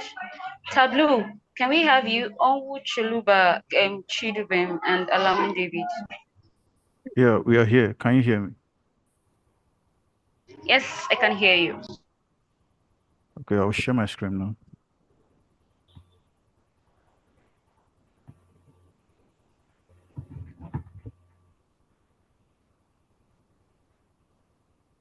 Sorry, can you see my screen? Yes, we can see your screen. Okay. So, good day, everyone. My name is David, and I'm part of the team Tableau. Our topic here is our name of our project is using diet analysis to predict and prevent child malnutrition. As you all know, malnutrition is an illness that is developed when the body is deprived of some adequate nutrients for growth and diet. As you can see here, as you can see, our malnutrition has been termed the leading cause of death globally in the year 2022. Many children worldwide suffer from malnutrition, and this has led to an increased death rate in children and adolescents. So the problem statement is that this study addresses the high rate of malnutrition in children aged 5. This project aims to use machine learning algorithms to build models used for predicting malnutrition, which can be later used in hospitals to prevent the high rate of malnutrition and in children. So our aim and objectives, our aim is to investigate the data which we have and then develop a machine learning model which analyzes and predicts the data and at the end provide actionable insights which can prevent malnutrition. So our data set was gotten from the World Health Organization platform on child malnutrition. So this was our flow process. We started by gathering our data, then preparing it, going through some data pre-processing, and eventually some exploratory data analysis, which is shown next. So as you can see, our EDA helped us to understand the data very well. Started by analyzing the distribution of the median here. As you can see, the distribution is left skewed, showing that most data was collected between 2000 and 2010, and the earliest being 1968 and the latest being 2023. Also, if you go to our distribution of the 6 predictors which we used in predicting our malnutrition, as you can see, all the features are right skewed. The sample size showing more skewness, and this is due to the presence of outliers in the data set. More on our EDA, you can see the box plots of the 6 predictors we used. This visualization shows more outliers, and the confidence interval for sample size is really thin, showing that majority of the data collected for sample size are outliers. And if you check our trend here for the predictors, we can see the severe wasting, the wasting and overweight stunting. We can see that there is no particular pattern in the features over the year. Severe wasting has the lowest average percentage of less than 4% over the years, while stunting has the highest percentage over 30%. And the last piece on the EDA, you can see that the sex and urban rural category variables, the count plot has helped us to visualize the total count of each variables to be predicted. And we can see from our correlation map, this shows that the correlation of the predictors with the target variable, JME, the highest correlation, as you can see from our correlation map, is 0.18, which is the sample size. This means the sample size is weakly correlated with our target variable, while others correlated very well. So now we're going over to our model evaluation, where I will invite my co-partner, Chidubem. Chidubem, are you live? Yeah, yes, I am. Can you hear me? Yeah, we can. Okay. So the model was we used 3 different machine learning models, which include random forest, logistic regression, decision trees, OK4, and support vector classifier. And upon testing all of them, the random forest classifier came out with the highest accuracy. Then we performed grid search to optimize the hyperparameters of the random forest classifier. Now, can we go to the Streamlit app to test it out? Sure.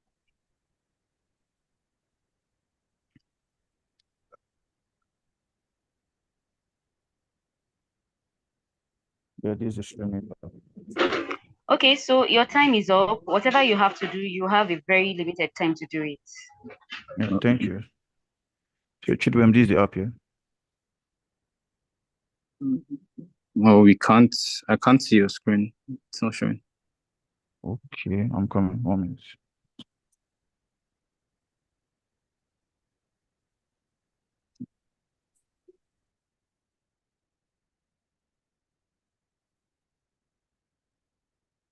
All right, can you see now? Ayane, please, can you begin to judge their projects, their presentation? Time is not on our side. Yeah, children, can you see the stream rate up? Yes, I can see it. Okay, so these are the features we used to train the random forest model. Now we used 8 features, which include median year, waste, sampling size, and so on. So we're going to predict if with these features, whether it's going to come out as being malnutrition or not.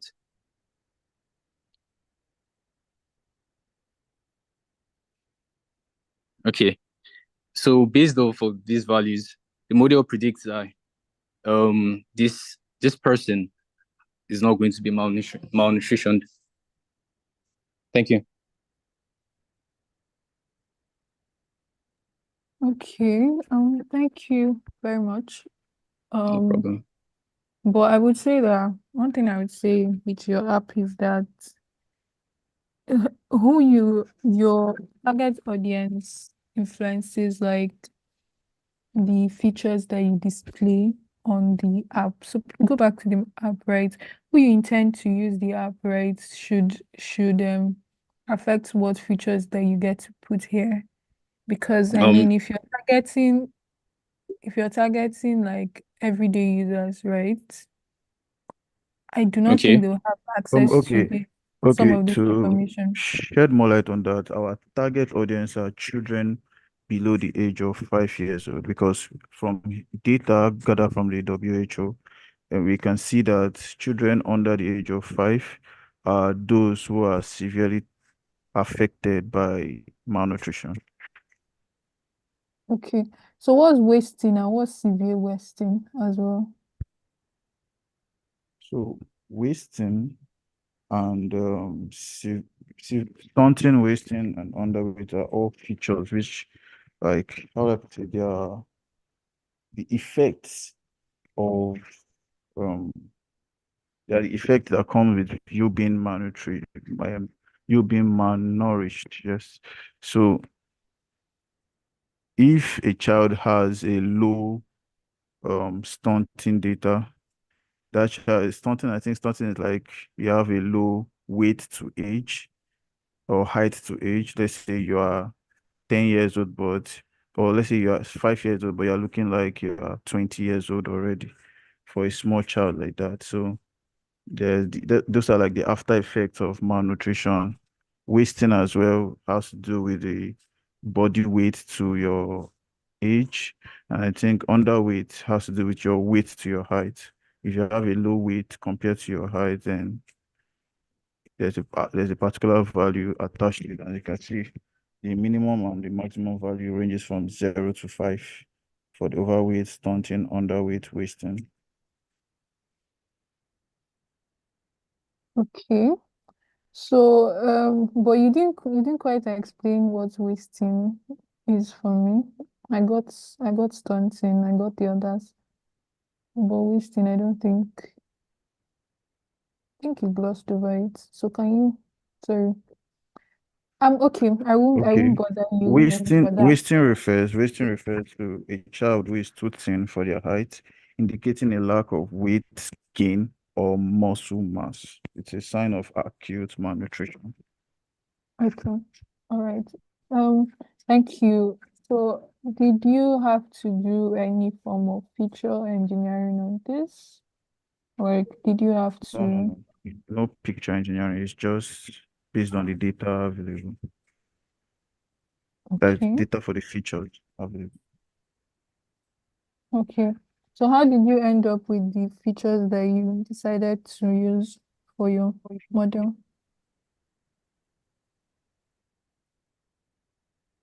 How did you select features?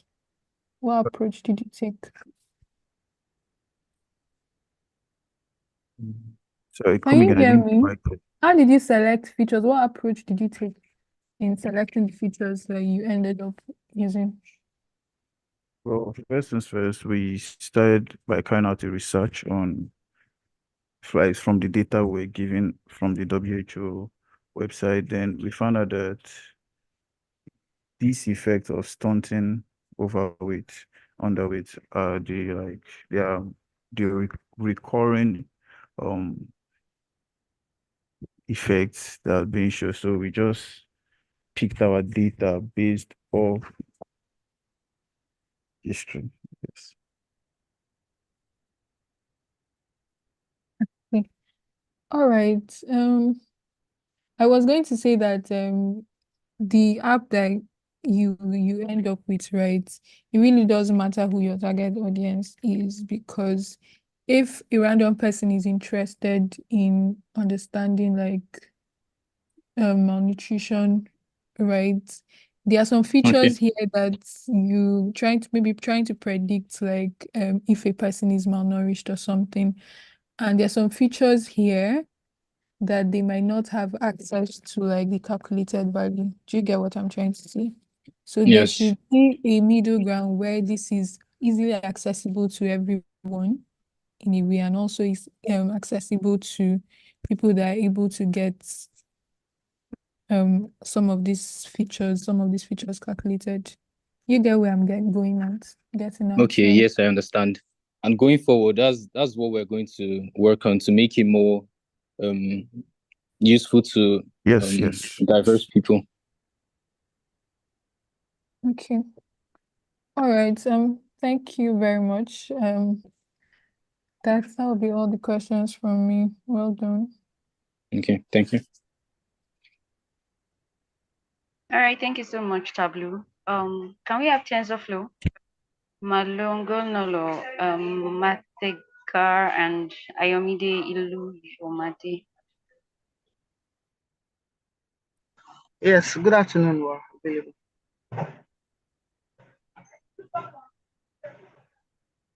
Can you hear me? Yes, I can hear you. Oh, okay. Let me share my screen.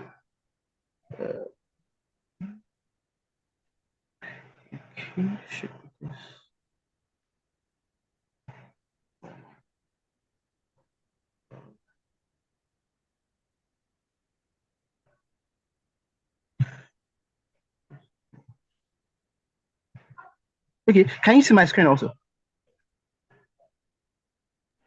Yes. Okay, thank you very much. Good afternoon. My name is Leo Madayomide. I am a member of the TensorFlow group, and our project work was on the infrastructure deficit in Africa. To start with, it's more or less a known problem with Africa as a continent in a whole that we struggle with a significant shortfall in our infrastructure. And of course, this affects a lot of developments that should occur in the countries there. And that's why most of them are either underdeveloped or still in the developing stage. And even though in recent time, there's been much of funding coming into that sector of the continent, there is really no data that actually is targeted to the interventions that are going on. So we really cannot tell if the investment that are coming in are actually giving the precise solutions that is needed. So, like I mentioned, there are existing solutions such as hello. Okay. The existing solutions such as the incremental infrastructure investments coming from developmental banks and coming from the AFDB. The objective of this particular project was to identify the patterns and trends of infrastructure development by utilizing the comprehensive data analysis that we can get, and data modeling and visualization also, to be able to provide valuable insight into the extent of the infrastructural deficit in all of these countries across all of the key sectors.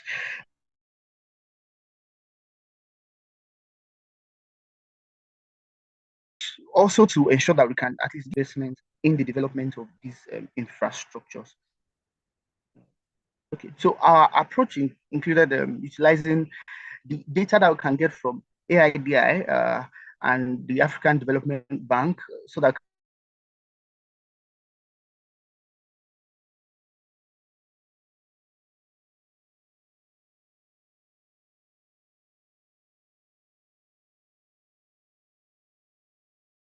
can supplement it to get the infrastructure development index plus can development bank patterns throughout from 2005 to 2022, and then identify the missions that are heavily impacted, and then go ahead to provide insights into where the deficit occurs in their infrastructural sector, and then use the machine learning to predict the overall infrastructural development across all of these sectors. So like I mentioned the other time, we made use of data that is actually already available on the African Infrastructure Development Index dataset. And then we supplemented it with the investment dataset that is available on the African Development Brand Group. This helps us to actually be able to pinpoint how much and where is the funding going to. Okay, so we had to make use of two main data frames because of the fact that we're using two different data sets. Of course, we had to join them, match them together so that we can get a comprehensive details of what exactly is available in those data sets. So we picked out the infrastructure index one after the other. That means we separated the electricity index, the transport composite index, the ICT index, and the water supply index separately. And now we carried out exploratory data analysis. However, we could not include that on this particular presentation because they are quite bulky. We're exploring from 2005 to 2022 for each of the key sectors, that's electricity, ICT, and so on. So that's why that could not be here. But it was more or less enough for us to be able to pinpoint where exactly the problem was and the modeling strategy to help us with it. Okay, so I think my partner will continue from here. Thank you. Your time is up. So if another person will be continuing, they should continue to the conclusion. Yes, okay, yeah, thank you for that. Yeah, so allow me to share the screen, Ayo. Okay. Yeah, I'll just share my screen. Yes, can you all see my screen? If I should confirm, can you all see my screen?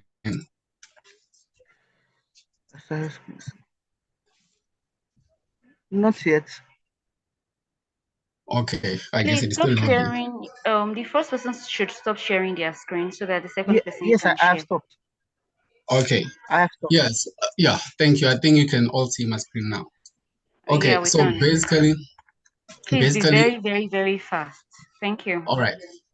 So basically, like Ayo mentioned, we had data that was not quite adequate for our analysis and modeling. So we got to find some more features to analyze our indexes. So basically in data modeling, we did data pre-processing. So since you collected new data, we had to find features that were going to be important in targeting our features and target variables. So basically, in this case, we aggregated our data, meaning that we used all the data from the African index and then aggregated our data into their means, meaning that we are going to focus the average indexes, basically from all those sectors, from the transport, ICT, water supply, and transport. So now our data had different features. We had to use regression models and models that are using categorical variables and features.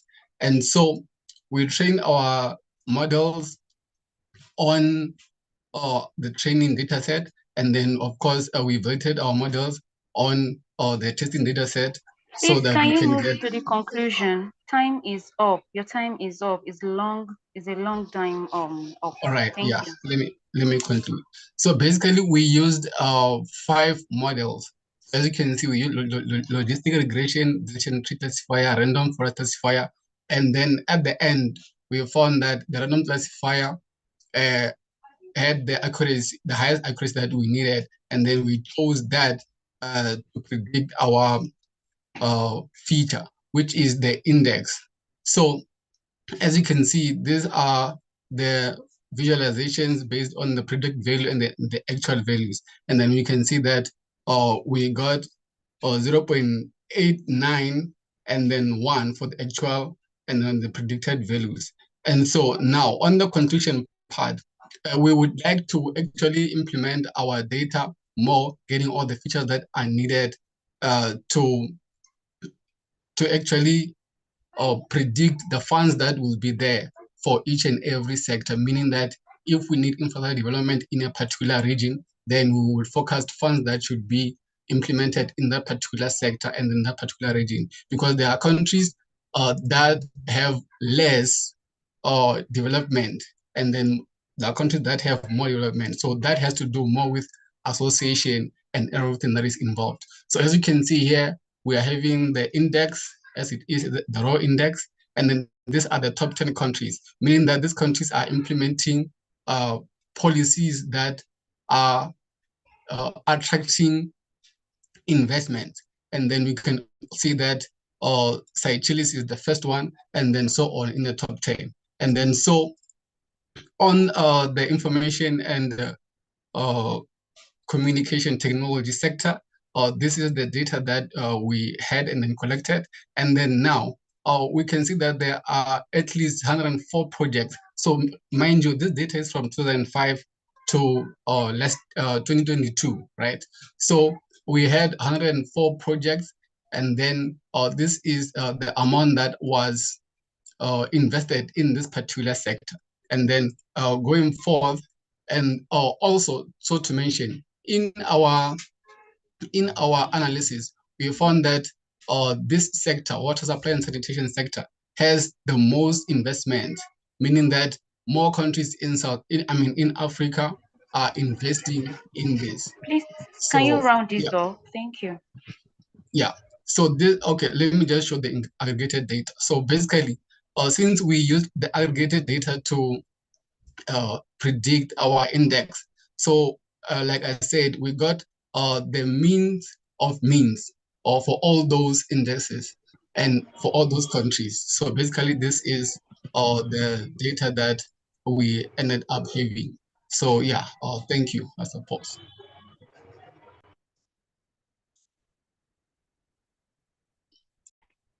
Okay. Yeah, thank you, Team TensorFlow, for your presentation and for the display. Okay, yeah, let me start by asking, were you able to find the root cause of infrastructure deficits? What were the root cause of the infrastructure deficits, right? Or which of them are strongly affecting the index, maybe by nation? Yeah. Yes, yeah, of course. So in our research and analysis, what we found was that most of the countries in Africa are lacking in management of the projects that are implemented and funded. So that is the main cause, because a lot of projects are implemented, of course, and then are approved to go into the process of implementing the projects, but they end up not finishing the project. So the management of the project is a main factor in our situation.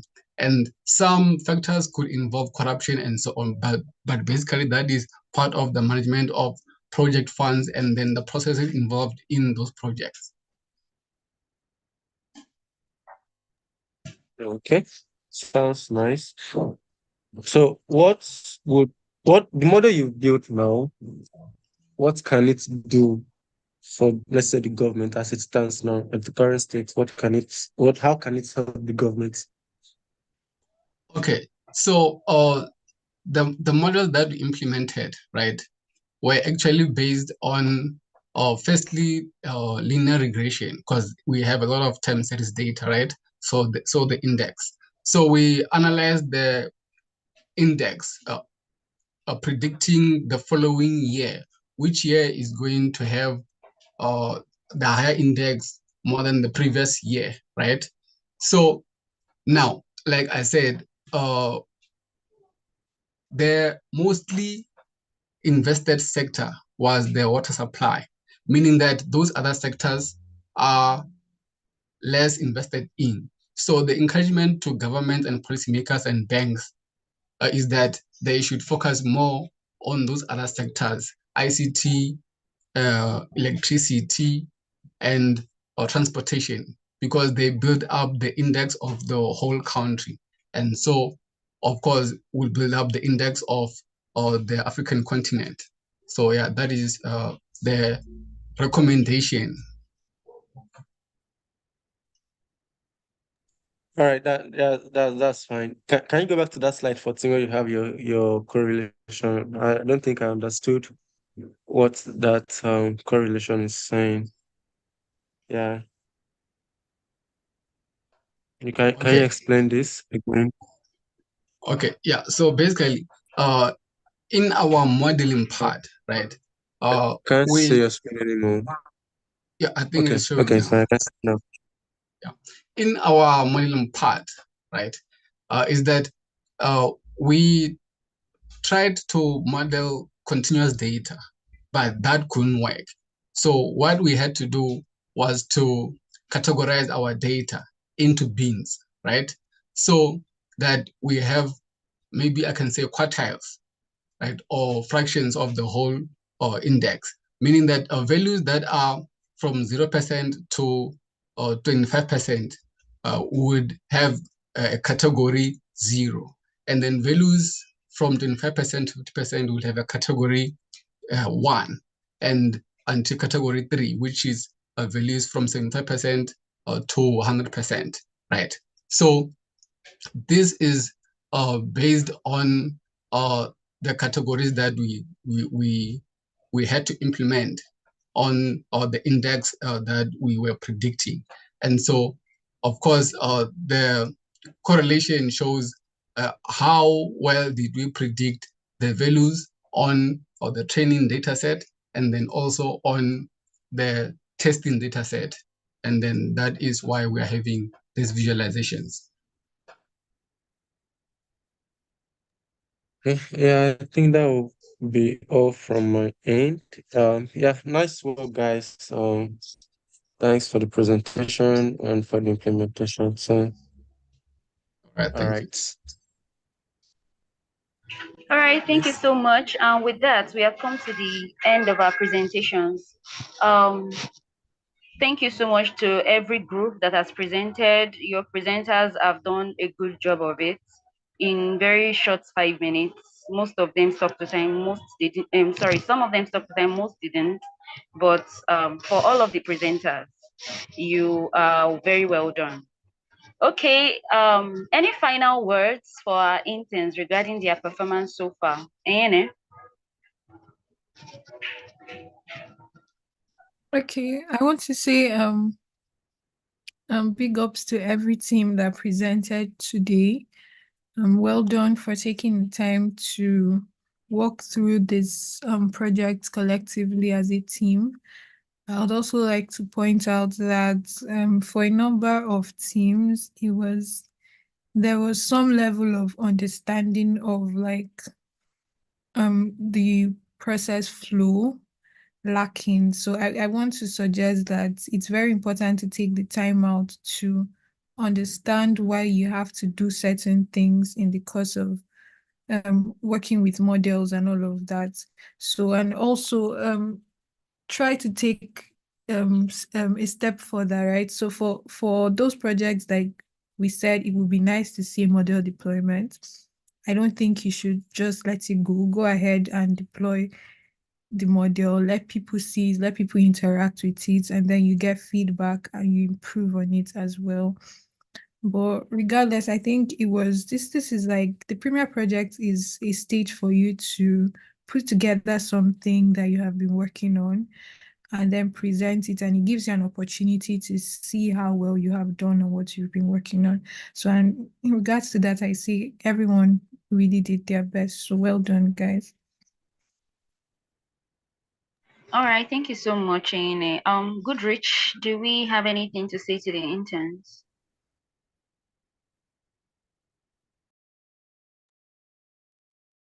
Okay. Yeah, I would love to, say well done, everyone. You have done a great job by picking up a random data set. Probably you were given or you took it outside and able to transform it into something that would end up being of value in the community.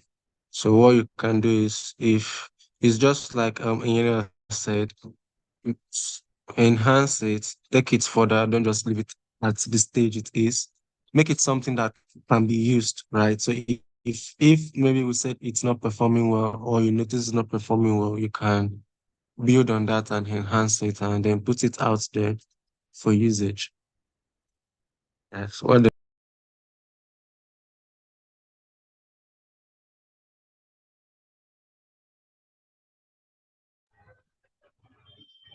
Hello?